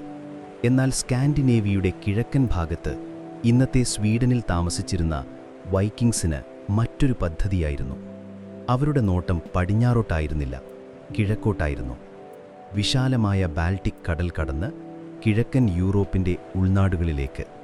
അവർ തിരഞ്ഞെടുത്ത വഴി കടലായിരുന്നില്ല, പുഴകളായിരുന്നു. വോൾഗ, നീപ്പർ തുടങ്ങിയ ഈ പുഴകൾ അവർക്ക് പുതിയ ഹൈവേകളായി മാറി. ലോങ് ഷിപ്പുകൾ പോലെ വേഗത കുറഞ്ഞ, എന്നാൽ ഒരുപാട് സാധനങ്ങൾ കയറ്റാൻ കഴിയുന്ന കപ്പലുകളിൽ അവർ ഈ പുഴകളിലൂടെ യാത്ര തുടങ്ങി. പക്ഷേ അതൊരു എളുപ്പമുള്ള യാത്രയായിരുന്നില്ല. കാരണം ഈ പുഴകൾ തമ്മിൽ ബന്ധമില്ല. ഒരു പുഴയുടെ അറ്റത്ത് നിന്ന് മറ്റൊരു പുഴയുടെ തുടക്കത്തിലേക്ക് എത്തണമെങ്കിൽ കിലോമീറ്ററുകളോളം കരയിലൂടെ യാത്ര ചെയ്യണം. അപ്പോൾ അവർ എന്തു ചെയ്യും? അവിടെയാണ് അവരുടെ നിശ്ചയദാർഢ്യത്തിൻ്റെ ഏറ്റവും വലിയ ഉദാഹരണം നമ്മൾ കാണുന്നത്. അവർ തങ്ങളുടെ കപ്പലുകൾ കരയിലേക്ക് വലിച്ചു കയറ്റും. എന്നിട്ട് മരത്തടികൾ ഉരുട്ടിയിട്ട് അതിനു മുകളിലൂടെ തങ്ങളുടെ ഭീമാകാരമായ കപ്പലുകളെ മനുഷ്യശക്തിയും മൃഗങ്ങളെയും ഉപയോഗിച്ച് വലിച്ചുകൊണ്ടുപോകും. ദിവസങ്ങളോ ആഴ്ചകളോ എടുത്തായിരിക്കും അവർ അടുത്ത പുഴയിലേക്ക് എത്തുന്നത്. ഈ ഒരു പ്രവൃത്തിയെ പോർട്ടേജ് എന്നാണ് പറയുന്നത്. വനത്തിനുള്ളിലൂടെ ചെളിയിലും മണ്ണിലും പുതഞ്ഞ് ഒരു ഭീമൻ കപ്പലും വലിച്ചു നീങ്ങുന്ന ഒരു കൂട്ടം വൈക്കിങ്സിനെ ഇമാജിൻ ചെയ്തു നോക്കൂ. സമ്പത്തും പുതിയ അവസരങ്ങളും പേടിയുള്ള അവരുടെ അടങ്ങാത്ത ആഗ്രഹത്തിൻ്റെ നേർക്കാഴ്ചയാണത്. ഈ യാത്രയിൽ അവർ കണ്ടുമുട്ടിയത് സമാധാനപ്രിയരായ, കൃഷി ചെയ്ത് ജീവിക്കുന്ന സ്ലാവിക് ഗോത്രങ്ങളെയാണ്. തുടക്കത്തിൽ ഇവർ തമ്മിൽ കച്ചവടമായിരുന്നു. വൈക്കിങ്സ് തങ്ങളുടെ വാളുകളും ആഭരണങ്ങളും നൽകി പകരം സ്ലാവുകളുടെ കയ്യിൽ നിന്ന് ഭക്ഷണവും തേനും മെഴുകും രോമങ്ങളുമൊക്കെ വാങ്ങി. എന്നാൽ പതിയെ പതിയെ ഈ ബന്ധത്തിൻ്റെ സ്വഭാവം മാറി. ഈ പ്രദേശത്തെ കച്ചവട പാതകളുടെ നിയന്ത്രണം വൈക്കിങ്സ് ഏറ്റെടുക്കാൻ തുടങ്ങി. അവർ ചെറിയ കോട്ടകൾ കെട്ടി താവളങ്ങൾ ഉറപ്പിച്ചു. ഈ വന്ന വൈക്കിങ്സിനെ അവിടുത്തെ സ്ലാവുകൾ റുസ് എന്ന പ്രത്യേക പേരാണ് വിളിച്ചത്. തുഴയുന്നവർ എന്നർത്ഥം വരുന്ന ഒരു പഴയ നോഴ്സ് വാക്കിൽ നിന്നാണ് ഈ പേര് വന്നതെന്ന് ഏറ്റവും പ്രബലമായൊരു സിദ്ധാന്തത്തിലുണ്ട്. കാലക്രമേണ ഈ റുസ് ജനത, അതായത് വൈക്കിങ്സ്, അവിടുത്തെ സ്ലാവുകളുടെ ഭരണാധികാരികളായി മാറി. അവർ നഗരങ്ങൾ സ്ഥാപിച്ചു. നോവ്ഗറോഡ്, കീവ് തുടങ്ങിയ പുരാതന നഗരങ്ങൾ അങ്ങനെ രൂപം കൊണ്ടതാണ്. ഈ റുസ് എന്ന പേരിൽ നിന്നാണ് ഇന്ന് നമ്മൾ കാണുന്ന റഷ്യ എന്ന രാജ്യത്തിന് ആ പേര് ലഭിക്കുന്നത്. അതായത് റഷ്യ എന്ന വലിയ രാജ്യത്തിൻ്റെ ചരിത്രത്തിൻ്റെ തുടക്കത്തിൽ ഈ സ്വീഡിഷ് വൈക്കിങ്സിന് വലിയൊരു പങ്കുണ്ട്. അവരുടെ ഈ പുഴകളിലൂടെയുള്ള യാത്രയ്ക്ക് ഒരു വലിയ ലക്ഷ്യമുണ്ടായിരുന്നു. തെക്കോട്ടൊഴുകുന്ന ഈ പുഴകൾ ചെന്നെത്തുന്നത് രണ്ട് വലിയ സാഗരങ്ങളിലേക്കാണ്, കരിങ്കടലിലേക്കും കാസ്പിയൻ കടലിലേക്കും. ആ കടലുകൾക്കപ്പുറത്താണ് ലോകത്തിലെ ഏറ്റവും വലിയ രണ്ട് സാമ്രാജ്യങ്ങൾ സ്ഥിതി ചെയ്യുന്നത്, അറേബ്യൻ ഖിലാഫത്തും ബൈസന്റൈൻ സാമ്രാജ്യവും. പ്രത്യേകിച്ച് ബൈസന്റൈൻ സാമ്രാജ്യത്തിൻ്റെ തലസ്ഥാനമായ കോൺസ്റ്റന്റാനോപ്പിൾ. വൈക്കിങ്സ് ആ നഗരത്തെ വിളിച്ചത് മിക്കിഗാഡ് എന്നായിരുന്നു. മഹാനഗരം എന്നാണ് അതിൻ്റെ അർത്ഥം. സ്വർണവും വെള്ളിയും പട്ടും കൊണ്ട് നിറഞ്ഞ ലോകത്തിലെ ഏറ്റവും സമ്പന്നമായ ആ നഗരവുമായി കച്ചവടം ചെയ്യുക എന്നതായിരുന്നു അവരുടെ ഏറ്റവും വലിയ സ്വപ്നം. അങ്ങനെ അവർ കരിങ്കടലിലെത്തി. ഒരു ദിവസം കോൺസ്റ്റാന്റിനോപ്പിളിലെ ജനങ്ങൾ തീരത്തേക്ക് നോക്കുമ്പോൾ അവർ ഭയന്നുപോയി. നൂറുകണക്കിന് വൈക്കിംഗ് കപ്പലുകൾ, അല്ലെങ്കിൽ റൂസ് കപ്പലുകൾ, കടലിൽ നിറഞ്ഞിരിക്കുന്നു. ആദ്യമൊക്കെ ലിൻഡ്സ്ഫാനിൽ ചെയ്തതുപോലെ ഈ മഹാനഗരത്തെയും കൊള്ളയടിക്കാൻ അവർ ശ്രമിച്ചു. 800-ലധികം കപ്പലുകളുമായി വന്ന് അവർ കോൺസ്റ്റാന്റിനോപ്പിളിന്റെ പ്രാന്തപ്രദേശങ്ങൾ ആക്രമിച്ചു. പക്ഷേ മിക്കിൽഗാർഡ് ലിൻഡുസ്ഫാൻ പോലെ ആയിരുന്നില്ല. അതിന്റെ ഭീമാകാരമായ കോട്ടമതിലുകൾ ഭേദിക്കാൻ അവർക്ക് കഴിഞ്ഞില്ല. ബൈസന്റൈൻ നാവികസേനയുടെ രഹസ്യായുധമായ ഗ്രീക്ക് ഫയർ എന്ന വെള്ളത്തിൽ പോലും കത്തുന്ന ഒരു തരം ദ്രാവകം ഉപയോഗിച്ച് അവർ വൈക്കിംഗ് കപ്പലുകളെ കത്തിച്ചു കളഞ്ഞു. ഈ പരാജയത്തിൽ നിന്ന് റൂസ് ഒരു പാഠം പഠിച്ചു. ഈ നഗരത്തെ യുദ്ധം കൊണ്ട് കീഴടക്കാൻ കഴിയില്ല, മറിച്ച് കച്ചവടം കൊണ്ട് കീഴടക്കാം. അവർ ബൈസന്റൈൻ ചക്രവർത്തിയുമായി സന്ധിസംഭാഷണങ്ങൾ നടത്തി. അതിന്റെ ഫലമായി ചരിത്രത്തിലെ തന്നെ ഏറ്റവും ലാഭകരമായ ചില കച്ചവട കരാറുകളുണ്ടായി. റൂസ് ജനതയ്ക്ക് കോൺസ്റ്റാന്റിനോപ്പിളിൽ വന്ന് നികുതിയില്ലാതെ കച്ചവടം ചെയ്യാം, നഗരത്തിൽ സൗജന്യമായി താമസിക്കാം, കുളിക്കാം, തിരിച്ചു പോകാനുള്ള ഭക്ഷണ സാധനങ്ങൾ വരെ സർക്കാർ നൽകും. പകരം റൂസ് തങ്ങളുടെ പോരാളികളെ ബൈസന്റൈൻ ചക്രവർത്തിയുടെ സൈന്യത്തിലേക്ക് നൽകണം. അങ്ങനെയാണ് വരാങ്കിയൻ ഗാർഡ് എന്ന ലോകപ്രസിദ്ധമായ അംഗരക്ഷക സേന രൂപം കൊള്ളുന്നത്. ബൈസന്റൈൻ ചക്രവർത്തിയുടെ സ്വന്തം അംഗരക്ഷകർ. ഉയരവും കരുത്തുമുള്ള ഈ വൈക്കിംഗ് പോരാളികൾ അവരുടെ വിശ്വസ്തതയ്ക്കും ധൈര്യത്തിനും പേരുകേട്ടവരായിരുന്നു. കോൺസ്റ്റാന്റിനോപ്പിളിലെ കൊട്ടാരത്തിന്റെ ഇടനാഴികളിൽ തോളിലൊരു വലിയ മഴുവും താങ്ങി നിൽക്കുന്ന ഒരു വൈക്കിങ്ങിനെ ഒന്ന് ഇമാജിൻ ചെയ്തു നോക്കൂ. യൂറോപ്പിന്റെ ഒരു കോണിലുള്ള മരവീട്ടിൽ നിന്ന് ലോകത്തിലെ ഏറ്റവും വലിയ സാമ്രാജ്യത്തിന്റെ ചക്രവർത്തിയുടെ ജീവൻ കാക്കുന്ന ജോലിയിലേക്കുള്ള ആ ദൂരം എത്ര വലുതാണ്! ഈ ജോലിക്ക് അവർക്ക് കിട്ടിയത് വലിയ ശമ്പളമായിരുന്നു. സ്വർണവും വെള്ളിയും അവർക്ക് ഇഷ്ടം പോലെ ലഭിച്ചു. സേവനം കഴിഞ്ഞ് നാട്ടിലേക്ക് മടങ്ങുന്ന ഒരു വരാങ്കിയൻ ഗാർഡ് വലിയൊരു ധനികനായിട്ടായിരിക്കും തിരിച്ചു പോകുന്നത്. ചരിത്രകാരന്മാരുടെ ഇടയിൽ ഇപ്പോഴും പൂർണ്ണമായി യോജിപ്പിലെത്താത്ത ഒരു വിഷയമുണ്ട്. ഈ റൂസ് ജനത ശരിക്കും സ്കാൻഡിനേവിയൻ വൈക്കിങ്ങുകളായിരുന്നു, അതോ അവർ സ്ലാവുകളുമായി അലിഞ്ഞു ചേർന്ന ഒരു പുതിയ വിഭാഗമായിരുന്നു എന്ന്. പഴയ റഷ്യൻ ചരിത്രരേഖകൾ പറയുന്നത് റൂറിക് എന്നൊരു വൈക്കിംഗ് പ്രഭുവാണ് റഷ്യൻ രാഷ്ട്രത്തിന് തുടക്കമിട്ടതെന്നാണ്. എന്നാൽ ചില റഷ്യൻ ചരിത്രകാരന്മാർ വാദിക്കുന്നത് ഇത് പിൽക്കാലത്ത് കെട്ടിച്ചമച്ച കഥയാണെന്നും റഷ്യയുടെ ഉത്ഭവം പൂർണ്ണമായും സ്ലാവിക് ആണെന്നുമാണ്. തെളിവുകൾ രണ്ട് വാദങ്ങളെയും ഒരുപോലെ പിന്തുണയ്ക്കുന്നുണ്ട്. ഒരുപക്ഷേ ഒരു ന്യൂനപക്ഷമായ വൈക്കിംഗ് ഭരണാധികാരികൾ ഭൂരിപക്ഷമായ സ്ലാവ് ജനതയുമായി പതിയെ പതിയെ ഇഴകിച്ചേർന്ന് ഒരു പുതിയ സംസ്കാരം രൂപപ്പെട്ടതാവാം. എന്തുതന്നെയായാലും ഈ കിഴക്കോട്ടുള്ള യാത്രകൾ വൈക്കിംഗ് ചരിത്രത്തിലെ ഒരു സുവർണ അധ്യായമാണ്. അവർ വെറും കടൽ കൊള്ളക്കാർ മാത്രമല്ല, സാമ്രാജ്യങ്ങൾ സ്ഥാപിക്കാൻ കഴിവുള്ള രാഷ്ട്രതന്ത്രജ്ഞർ കൂടിയായിരുന്നു എന്നിത് തെളിയിക്കുന്നു. അവർ പുതിയ നഗരങ്ങൾ പണിതു, പുതിയ കച്ചവട പാതകൾ തുറന്നു, വ്യത്യസ്ത സംസ്കാരങ്ങളെ തമ്മിൽ ബന്ധിപ്പിച്ചു. എന്നാൽ എല്ലാ വൈക്കിങ്സും സാമ്രാജ്യങ്ങൾ സ്ഥാപിക്കാനോ കച്ചവടം ചെയ്യാനോ അല്ല യാത്ര പോയത്. ചിലർ പോയത് ഒരു പുതിയ ജീവിതം തുടങ്ങാനായിരുന്നു. ഒഴിഞ്ഞു കിടക്കുന്ന, മനുഷ്യവാസമില്ലാത്ത ഒരു പുതിയ ലോകം തേടി. അങ്ങനെയൊരു യാത്രയാണ് അവരെ ഐസ്ലാൻഡിലെത്തിച്ചത്. കിഴക്കോട്ട് പോയവർ സാമ്രാജ്യങ്ങൾ കെട്ടിപ്പടുത്തപ്പോൾ പടിഞ്ഞാറോട്ട് പോയവർ പുതിയ ലോകങ്ങൾ തേടുകയായിരുന്നു. ഈ യാത്രകളിൽ ഏറ്റവും വ്യത്യസ്തമായ ഒന്നായിരുന്നു ഐസ്ലൻഡിലേക്കുള്ള യാത്ര. കാരണം അതൊരു കൊള്ളയടിക്കാനുള്ള യാത്രയായിരുന്നില്ല, അതൊരു സ്ഥിരമായ വാസസ്ഥലം കണ്ടെത്താനുള്ള യാത്രയായിരുന്നു. ഒരു പുതിയ സമൂഹം, അല്ലെങ്കിൽ ഒരു പുതിയ രാഷ്ട്രം തന്നെ പൂജ്യത്തിൽ നിന്ന് കെട്ടിപ്പടുക്കാനുള്ള ഒരു വലിയ ശ്രമം. 9-ാം നൂറ്റാണ്ടിൻ്റെ അവസാനത്തിൽ നോർവേയിൽ ഒരു പ്രധാന സംഭവം നടക്കുന്നു. ഹെറാൾഡ് ഫെയർഹെയർ എന്നൊരു രാജാവ് നോർവേയിലെ ചെറിയ നാട്ടുരാജ്യങ്ങളെല്ലാം കീഴടക്കി ഒരൊറ്റ രാജ്യമാക്കി മാറ്റാൻ ശ്രമിക്കുകയാണ്.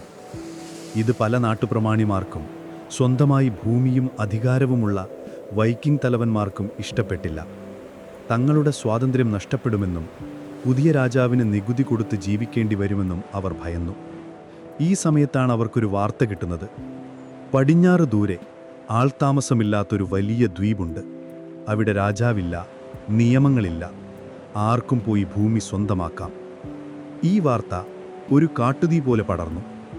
തങ്ങളുടെ സ്വാതന്ത്ര്യം ഇഷ്ടപ്പെടുന്ന, ഒരു രാജാവിൻ്റെയും കീഴിൽ ജീവിക്കാൻ ആഗ്രഹിക്കാത്ത നൂറുകണക്കിന് കുടുംബങ്ങൾ തങ്ങളുടെ വീടും നാടും ഉപേക്ഷിച്ച് ആ പുതിയ ലോകത്തേക്ക് യാത്ര തിരിക്കാൻ തീരുമാനിച്ചു. അവർ തങ്ങളുടെ ലോങ് ഹൗസുകൾ പൊളിച്ച് അതിൻ്റെ മരത്തടികൾ വരെ കപ്പലിൽ കയറ്റി. കൂടെ തങ്ങളുടെ പശുക്കളെയും ആടുകളെയും കുതിരകളെയും വിത്തുകളും കൃഷി ചെയ്യാനുള്ള ഉപകരണങ്ങളും എടുത്തു. ഇതൊരു മിന്നലാക്രമണമല്ല, ഇതൊരു പറിച്ചു നടലാണ്. ഒരു ജീവിതം മുഴുവൻ ഒരു കപ്പലിലാക്കി അജ്ഞാതമായ ഒരു ഭാവിയിലേക്ക് അവർ യാത്ര തിരിച്ചു.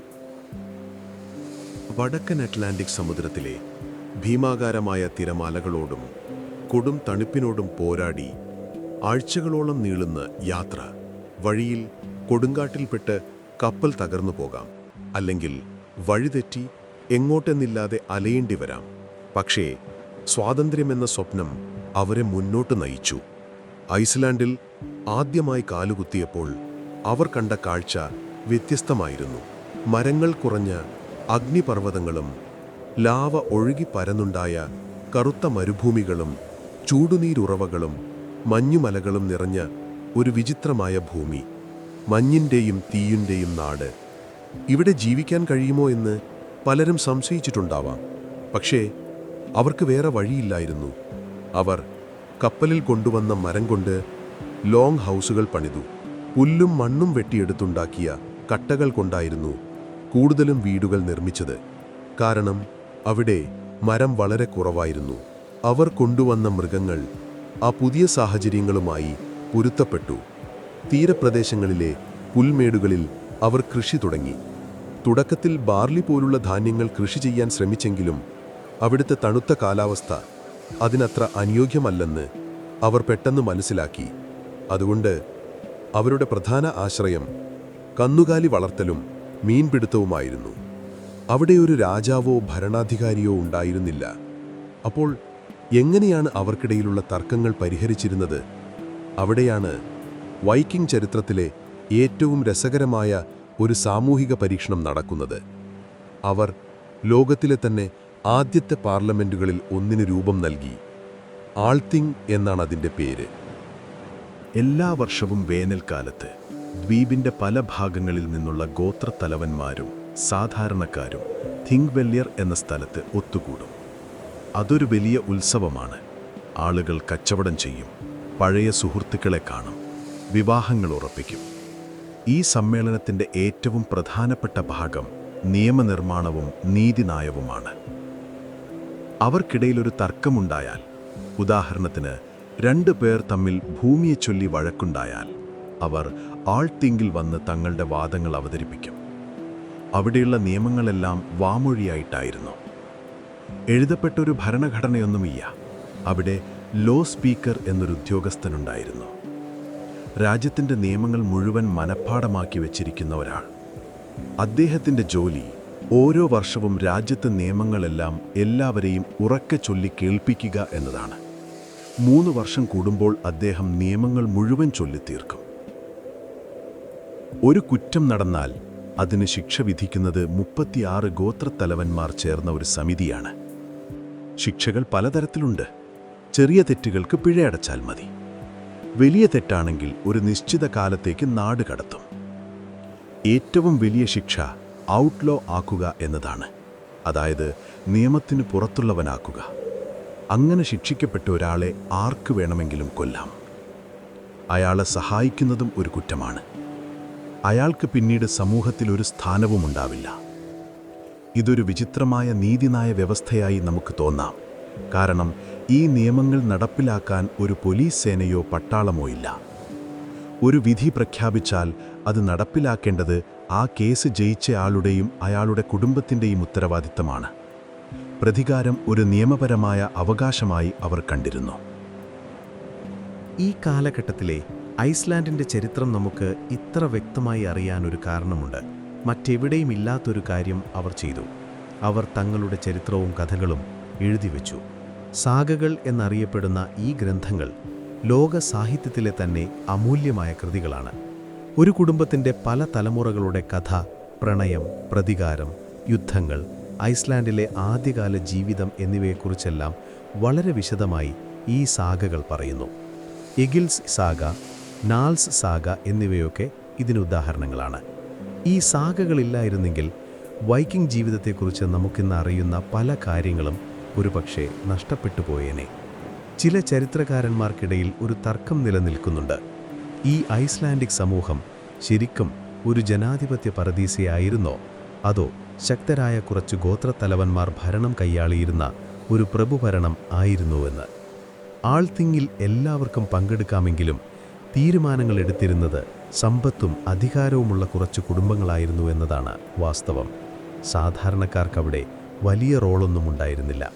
എങ്കിലും ഐസ്ലാൻഡിൻ്റെ ഈ കഥ വൈക്കിങ്സിൻ്റെ മറ്റൊരു മുഖം നമുക്ക് കാണിച്ചു തരുന്നു. അവർക്ക് നശിപ്പിക്കാൻ മാത്രമല്ല സൃഷ്ടിക്കാനും അറിയാമായിരുന്നു. ഒരു നിയമവ്യവസ്ഥയും രാഷ്ട്രീയ സംവിധാനവും ഇല്ലാത്തൊരിടത്ത് അവർ സ്വന്തമായി ഒരെണ്ണമുണ്ടാക്കിയെടുത്തു. ആരും ഭരിക്കാനില്ലാത്തൊരു ലോകത്ത് അവർ സ്വയം ഭരിക്കാൻ പഠിച്ചു. ഈ വിജയം അവരെ കൂടുതൽ ദൂരേക്ക് യാത്ര ചെയ്യാൻ പ്രേരിപ്പിച്ചു. ഐസ്ലാൻഡിൽ നിന്ന് പടിഞ്ഞാറോട്ട് നോക്കിയ ഒരു വൈക്കിങ്ങിൻ്റെ കണ്ണിൽ മഞ്ഞിൻകട്ടകൾക്കിടയിൽ പച്ചപ്പു നിറഞ്ഞ ഒരു പുതിയ തീരം കാണാൻ തുടങ്ങി. അവർ അതിനെ ഗ്രീൻലാൻഡ് എന്ന് വിളിച്ചു. ആ പച്ചപ്പിലേക്ക് അവർ യാത്രയായി. പക്ഷേ ആ യാത്രയുടെ അവസാനം ചരിത്രത്തിലെ ഏറ്റവും വലിയ നിഗൂഢതകളിൽ ഒന്നാണ് അവരെ കാത്തിരുന്നത്. ഐസ്ലാൻഡിലെ വിജയം വൈക്കിങ്സിന് പുതിയൊരു ആത്മവിശ്വാസം നൽകി. ആ ധൈര്യത്തിൽ അവർ വീണ്ടും പടിഞ്ഞാറോട്ട് നോക്കി.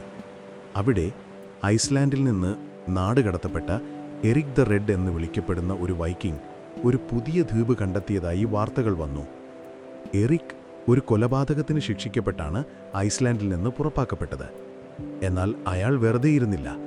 തൻ്റെ കപ്പലുമായി പടിഞ്ഞാറോട്ട് യാത്ര ചെയ്ത് ആരും പോകാത്ത വഴികളിലൂടെ സഞ്ചരിച്ച് അയാൾ ഒരു ഭീമാകാരമായ ദ്വീപിൻ്റെ തീരത്തെത്തി. അവിടെ അയാൾ 3 വർഷത്തോളം താമസിച്ചു. ആ നാടിനെക്കുറിച്ച് പഠിച്ചു. എന്നിട്ട് ഐസ്ലാൻഡിലേക്ക് തിരികെ വന്ന് താൻ കണ്ട പുതിയ നാടിനെക്കുറിച്ച് ആളുകളോട് പറഞ്ഞു. അതൊരു മനോഹരമായ നാടാണ്. അവിടെ നിറയെ പച്ചപ്പും പുൽമേടുകളുമുണ്ട്. നമ്മുടെ കന്നുകാലികളെ വളർത്താൻ ഇതിലും നല്ലൊരു സ്ഥലമില്ല. എന്നിട്ട് അയാൾ ആ നാടിനൊരു പേരിട്ടു, ഗ്രീൻലാൻഡ്, അഥവാ പച്ചപ്പ് നിറഞ്ഞ നാട്. ഇതൊരു മാർക്കറ്റിംഗ് തന്ത്രമായിരുന്നോ? ഒരുപക്ഷെ ശരിയായിരിക്കും. കാരണം ഗ്രീൻലാൻഡിൻ്റെ 80% മഞ്ഞു മൂടിക്കിടക്കുന്ന ഒരു ഭീമൻ ഐസ് ഷീറ്റാണ്.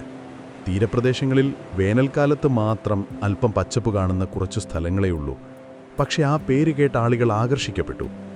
ഐസ്ലാൻഡിൽ ഭൂമി കിട്ടാത്തവരും പുതിയ അവസരങ്ങൾ തേടുന്നവരുമായ ഒരുപാട് പേർ എറിക്കിനൊപ്പം പോകാൻ തയ്യാറായി. AD 985 25 കപ്പലുകളിലായി 100 കണക്കിന് ആളുകളും അവരുടെ വളർത്തുമൃഗങ്ങളുമായി അവർ ഗ്രീൻലാൻഡിലേക്ക് യാത്ര തിരിച്ചു. ആ യാത്രയിൽ 14 കപ്പലുകൾ മാത്രമേ ലക്ഷ്യസ്ഥാനത്തെത്തിയുള്ളൂ. ബാക്കിയുള്ളവ വഴിയിൽ കൊടുങ്കാറ്റിൽപ്പെട്ട് തകരുകയോ തിരിച്ചു പോവുകയോ ചെയ്തു. അവിടെ എത്തിയവർ 2 പ്രധാന കോളനികൾ സ്ഥാപിച്ചു. കുറച്ചുകൂടി തെക്കുഭാഗത്ത് വലിപ്പമുള്ള ഈസ്റ്റേൺ സെറ്റിൽമെൻറ്റ്, പിന്നെ കുറച്ചുകൂടി വടക്കായിട്ട് western settlement. Eric the red ആയിരുന്നു ഈ കോളനികളുടെ തലവൻ. ഐസ്ലാൻഡിൽ ചെയ്തതുപോലെ അവർ തങ്ങളുടെ ജീവിതം അവിടെയും പറിച്ചു നട്ടു. അവർ ലോങ് ഹൗസുകൾ പണിതു, പശുക്കളെയും ആടുകളെയും വളർത്തി, ചീസും വെണ്ണയും തുകലും എന്നിവയൊക്കെ ഉണ്ടാക്കി. ജീവിതം കഠിനമായിരുന്നു. ഐസ്ലാൻഡിനേക്കാൾ തണുപ്പും ഒറ്റപ്പെടലും അവിടെ ഉണ്ടായിരുന്നു. കൃഷി ചെയ്യാൻ വളരെ പ്രയാസമായിരുന്നു. പക്ഷേ അവർക്ക് യൂറോപ്പുമായി കച്ചവടം ചെയ്യാൻ വിലപിടിപ്പുള്ള ഒരു സാധനം കയ്യിലുണ്ടായിരുന്നു: വാൾറസിൻ്റെ കൊമ്പുകൾ. ഗ്രീൻലാൻഡിൻ്റെ വടക്കൻ തീരങ്ങളിൽ ഒരുപാട് വാൾറസുകൾ ഉണ്ടായിരുന്നു. എല്ലാ വേനൽക്കാലത്തും അവർ ചെറിയ ബോട്ടുകളിൽ വടക്കോട്ട് യാത്ര ചെയ്ത് വാൾറസുകളെ വേട്ടയാടി. അതിൻ്റെ കൊമ്പും തോലും കയറുണ്ടാക്കാൻ ഉപയോഗിക്കുന്ന തുകലും അവർ ശേഖരിച്ചു.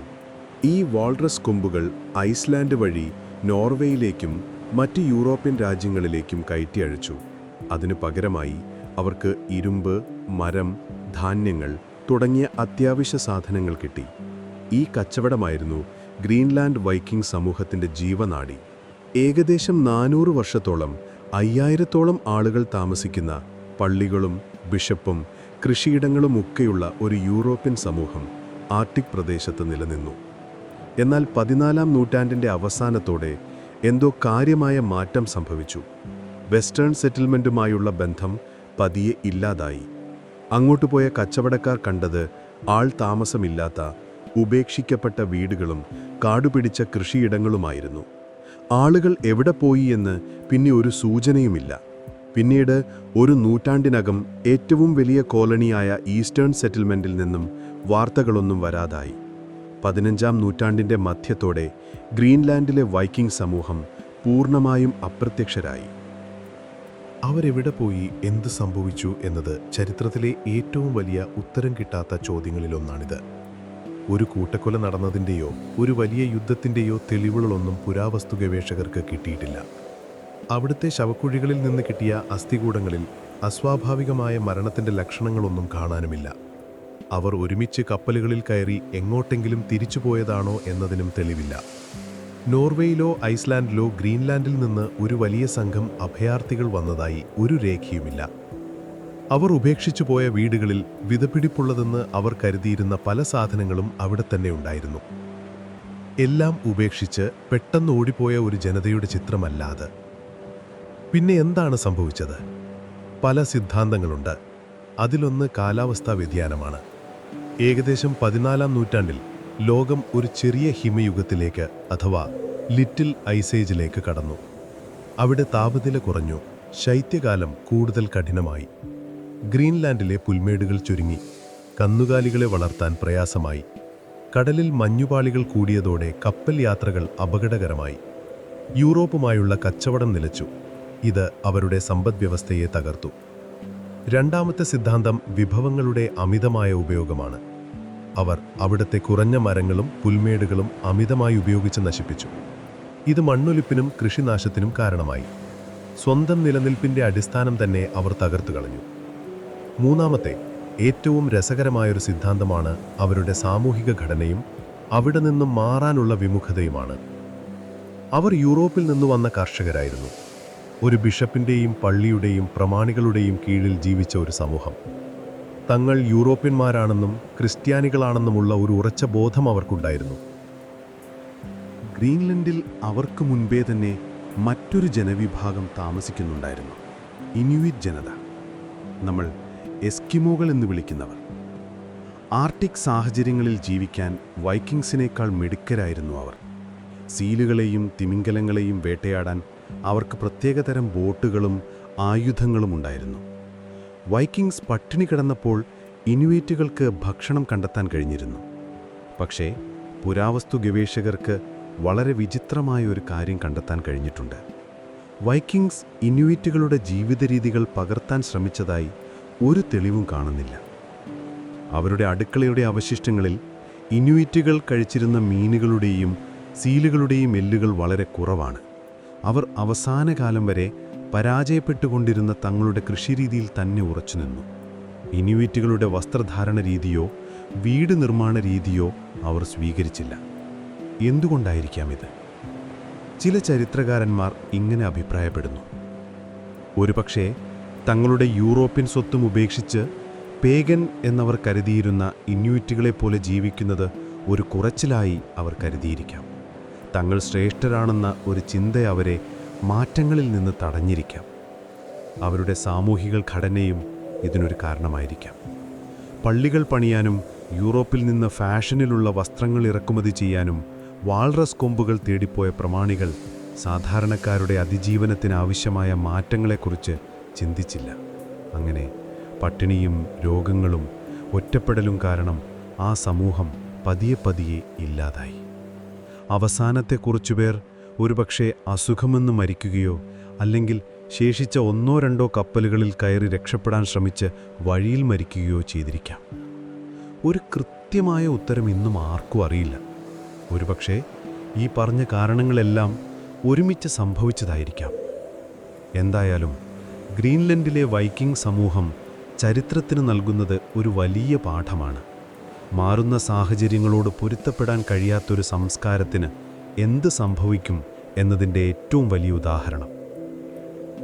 എന്നാൽ ഗ്രീൻലൻഡിൽ ഒരു സമൂഹം ഇല്ലാതായപ്പോൾ അതേ വൈക്കിംഗ് വംശത്തിൽപ്പെട്ട മറ്റൊരാൾ ചരിത്രത്തിലെ ഏറ്റവും വലിയ കണ്ടുപിടുത്തം നടത്തുകയായിരുന്നു. ഗ്രീൻലൻഡിൽ നിന്ന് വീണ്ടും പടിഞ്ഞാറോട്ട് നോക്കിയ അയാൾ യൂറോപ്യന്മാർക്ക് അജ്ഞാതമായ ഒരു പുതിയ ഭൂഖണ്ഡം തന്നെ കണ്ടെത്തി. ഗ്രീൻലാൻഡിലെ വൈക്കിംഗ് സമൂഹം പതിയെ ഇല്ലാതായിക്കൊണ്ടിരുന്ന അതേ കാലഘട്ടത്തിൽ എറിക് ദ റെഡിൻ്റെ മകൻ ലീഫ് എറിക്സൺ എന്ന സാഹസികനായ ചെറുപ്പക്കാരൻ തൻ്റെ അച്ഛൻ നിർത്തിയെടുത്ത് നിന്ന് യാത്ര തുടർന്നു. ഗ്രീൻലാൻഡിൽ നിന്ന് വീണ്ടും പടിഞ്ഞാറോട്ട് കൊടുങ്കാട്ടിൽപ്പെട്ട് വഴിതെറ്റിയ ഒരു കച്ചവടക്കാരൻ കണ്ടെന്നു പറഞ്ഞ ഒരു പുതിയ കരയെക്കുറിച്ച് അയാൾ കേട്ടിരുന്നു. ആ കഥയുടെ പിന്നാലെ ലീഫ് എറിക്സൺ തൻ്റെ കപ്പലുമായി യാത്ര തിരിച്ചു. ആ യാത്ര ചരിത്രത്തിലെ തന്നെ ഏറ്റവും വലിയ നാഴികക്കല്ലുകളിൽ ഒന്നായി മാറി. ക്രിസ്റ്റഫർ കൊളംബസിനും 500 വർഷങ്ങൾക്ക് മുൻപ് ഒരു യൂറോപ്യൻ അമേരിക്കൻ ഭൂഖണ്ഡത്തിൽ കാലുകുത്തുകയായിരുന്നു. അവരാദ്യം കണ്ടത് പാറകൾ നിറഞ്ഞ മഞ്ഞുമൂടിയ ഒരു തീരമായിരുന്നു. അവർ അതിനെ ഹെല്ലുലാൻഡ് അഥവാ പാറക്കല്ലുകളുടെ നാട് എന്ന് വിളിച്ചു. ഇന്നത്തെ കാനഡയുടെ ഭാഗമായ ബാഫിൻ ഐലൻഡ് ആയിരിക്കാം അതെന്ന് കരുതപ്പെടുന്നു. അവിടെ നിന്ന് തെക്കോട്ട് യാത്ര തുടർന്ന് മരങ്ങൾ നിറഞ്ഞ ഒരു തീരത്തെത്തി. അതിനെ അവർ മാർക്ക്ലാൻഡ് അഥവാ വനങ്ങളുടെ നാട് എന്ന് പേരിട്ടു.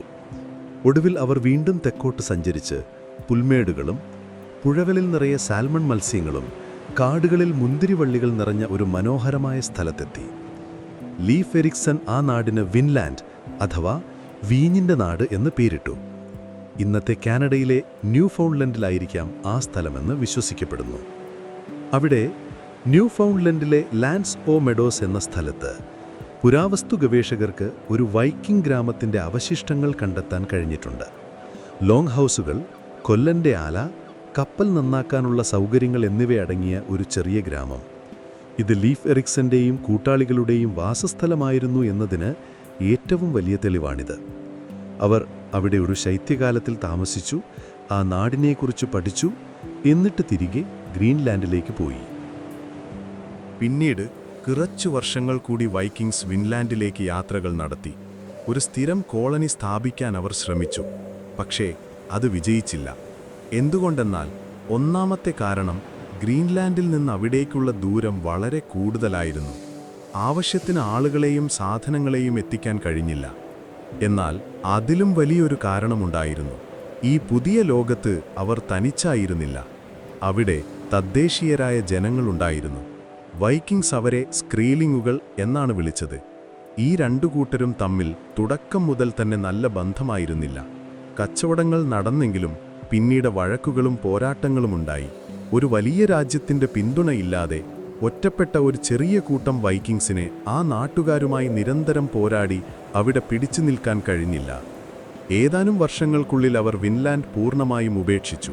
അങ്ങനെ ചരിത്രത്തിലെ ആ അധ്യായം അവിടെ അവസാനിച്ചു. ലോകം ആ കണ്ടുപിടുത്തം മറന്നുപോയി 500 വർഷങ്ങൾക്ക് ശേഷം കൊളംബസ് വീണ്ടും ആ വഴി തുറക്കുന്നതുവരെ. വിൻലാൻഡിലെ പരാജയം ഒരു സൂചനയായിരുന്നു. വൈക്കിംഗ് യുഗത്തിൻ്റെ ശക്തി ക്ഷയിച്ചു തുടങ്ങിയിരുന്നു.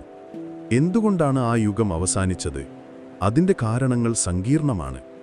AD 1066 ഇംഗ്ലണ്ടിൽ നടന്ന സ്റ്റാംഫോർഡ് ബ്രിഡ്ജ് യുദ്ധം വൈക്കിംഗ് യുഗത്തിൻ്റെ ഔദ്യോഗികമായ അന്ത്യമായി പല ചരിത്രകാരന്മാരും കാണുന്നു. നോർവേയുടെ രാജാവായ ഹറാൾഡ് ഹാർഡ്രാഡ ഇംഗ്ലീഷ് കിരീടം അവകാശപ്പെട്ട് ഒരു വലിയ സൈന്യവുമായി വന്ന് ഇംഗ്ലണ്ടിനെ ആക്രമിച്ചു. എന്നാൽ ഇംഗ്ലീഷ് സൈന്യം ആ ആക്രമണത്തെ പരാജയപ്പെടുത്തി ഹറാൾഡ് ഹാർഡ്രാഡ യുദ്ധത്തിൽ കൊല്ലപ്പെട്ടു. ഒരു സ്കാൻഡിനേവിയൻ രാജാവ് ഇംഗ്ലണ്ട് കീഴടക്കാൻ നടത്തിയ അവസാനത്തെ വലിയ ശ്രമമായിരുന്നു അത്. അതോടെ യൂറോപ്പിനെ വിറപ്പിച്ച മിന്നലാക്രമണങ്ങളുടെ കാലം കഴിഞ്ഞു. ഇതൊരു കാരണം മാത്രമാണ്. യൂറോപ്പിലെ രാഷ്ട്രീയ സാഹചര്യങ്ങൾ മാറിയതായിരുന്നു മറ്റൊരു പ്രധാന കാരണം.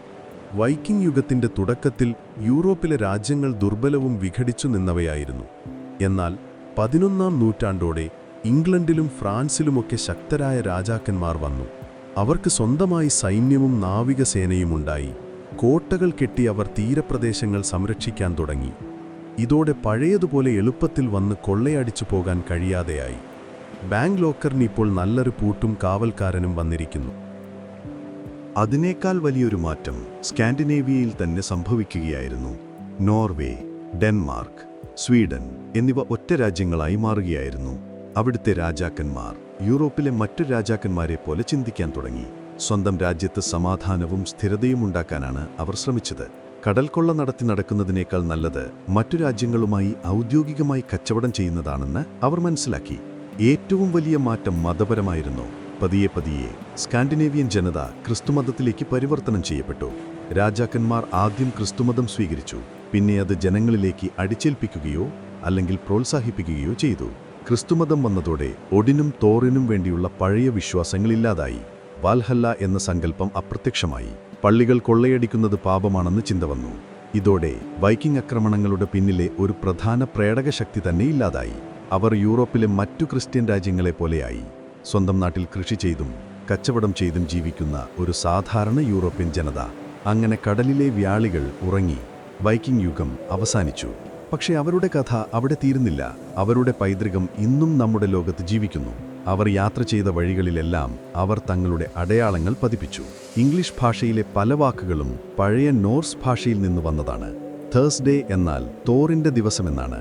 അതുപോലെ സ്കൈ, വിൻഡോ, എഗ്, നൈഫ് തുടങ്ങിയ വാക്കുകളെല്ലാം വൈക്കിംഗ് സംഭാവനയാണ്. ഫ്രാൻസിന്റെ വടക്കൻ തീരമായ നോർമണ്ടിക്ക് ആ പേര് കിട്ടിയത് അവിടെ സ്ഥിരതാമസമാക്കിയ നോർസ്മൻ അഥവാ നോർമന്മാരിൽ നിന്നാണ്.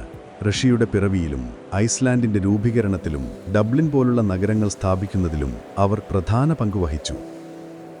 അവരുടെ ധൈര്യം, സാഹസിക മനോഭാവം, പുതിയ ലോകങ്ങൾ തേടാനുള്ള ആഗ്രഹം എന്നിവ ഇന്നും നമ്മെ പ്രചോദിപ്പിക്കുന്നു. കൊമ്പുകളുള്ള ഹെൽമറ്റ് ധരിച്ച കാടന്മാരെന്ന തെറ്റിദ്ധാരണയ്ക്കപ്പുറം വൈക്കിങ്ങുകൾ അതിസങ്കീർണമായ ഒരു സമൂഹമായിരുന്നു. അവർ പോരാളികളും കർഷകരും കവികളും കച്ചവടക്കാരും നിയമനിർമ്മാതാക്കളും പര്യവേക്ഷകരുമായിരുന്നു. ക്രൂരതയും സർഗാത്മകതയും ഒരേപോലെ അവരുടെ സ്വഭാവത്തിൻ്റെ ഭാഗമായിരുന്നു. അവരുടെ കഥ മാനുഷിക അഭിലാഷങ്ങളുടെയും അതിജീവനത്തിനായുള്ള പോരാട്ടത്തിൻ്റെയും ഒരു യുഗം എങ്ങനെ ഉദിക്കുകയും അസ്തമിക്കുകയും ചെയ്യുന്നു എന്നതിൻ്റെയും വലിയൊരു ഓർമ്മപ്പെടുത്തലാണ്. അപ്പോൾ സുഹൃത്തുക്കളെ, ഇന്നത്തെ നമ്മുടെ യാത്ര ഇവിടെ അവസാനിക്കുകയാണ്. സ്കാൻഡിനേവിയയിലെ തണുത്ത തീരങ്ങളിൽ നിന്ന് തുടങ്ങി യൂറോപ്പിൻ്റെ പുഴകളിലൂടെയും അറ്റ്ലാന്റിക്കിൻ്റെ തിരമാലകൾക്ക് മുകളിലൂടെയും സഞ്ചരിച്ച് അമേരിക്കൻ തീരങ്ങൾ വരെ നമ്മളെത്തി. ആ പഴയ ലോങ് ഷിപ്പിലെ യാത്രയുടെ ഓളങ്ങൾ നിങ്ങളുടെ മനസ്സിനെ ശാന്തമാക്കുന്നുണ്ടാവും. ഇനി പതിയെ ഉറക്കത്തിലേക്ക് വഴുതി വീഴാം. രാത്രിയുടെ നിശബ്ദതയിൽ ഒരുപക്ഷേ നിങ്ങൾക്ക് ദൂരെ എവിടെയോ ഒരു തുഴച്ചിലിൻ്റെ ശബ്ദം കേൾക്കാൻ കഴിഞ്ഞേക്കും. അല്ലെങ്കിൽ വാൽഹല്ലയിലെ ആഘോഷങ്ങളുടെ നേർത്ത സംഗീതം. പ്രിയ സ്വപ്നസഞ്ചാരി, നിങ്ങൾക്ക് ഞാനൊരു നല്ലൊരു ശുഭരാത്രി നേരുന്നു.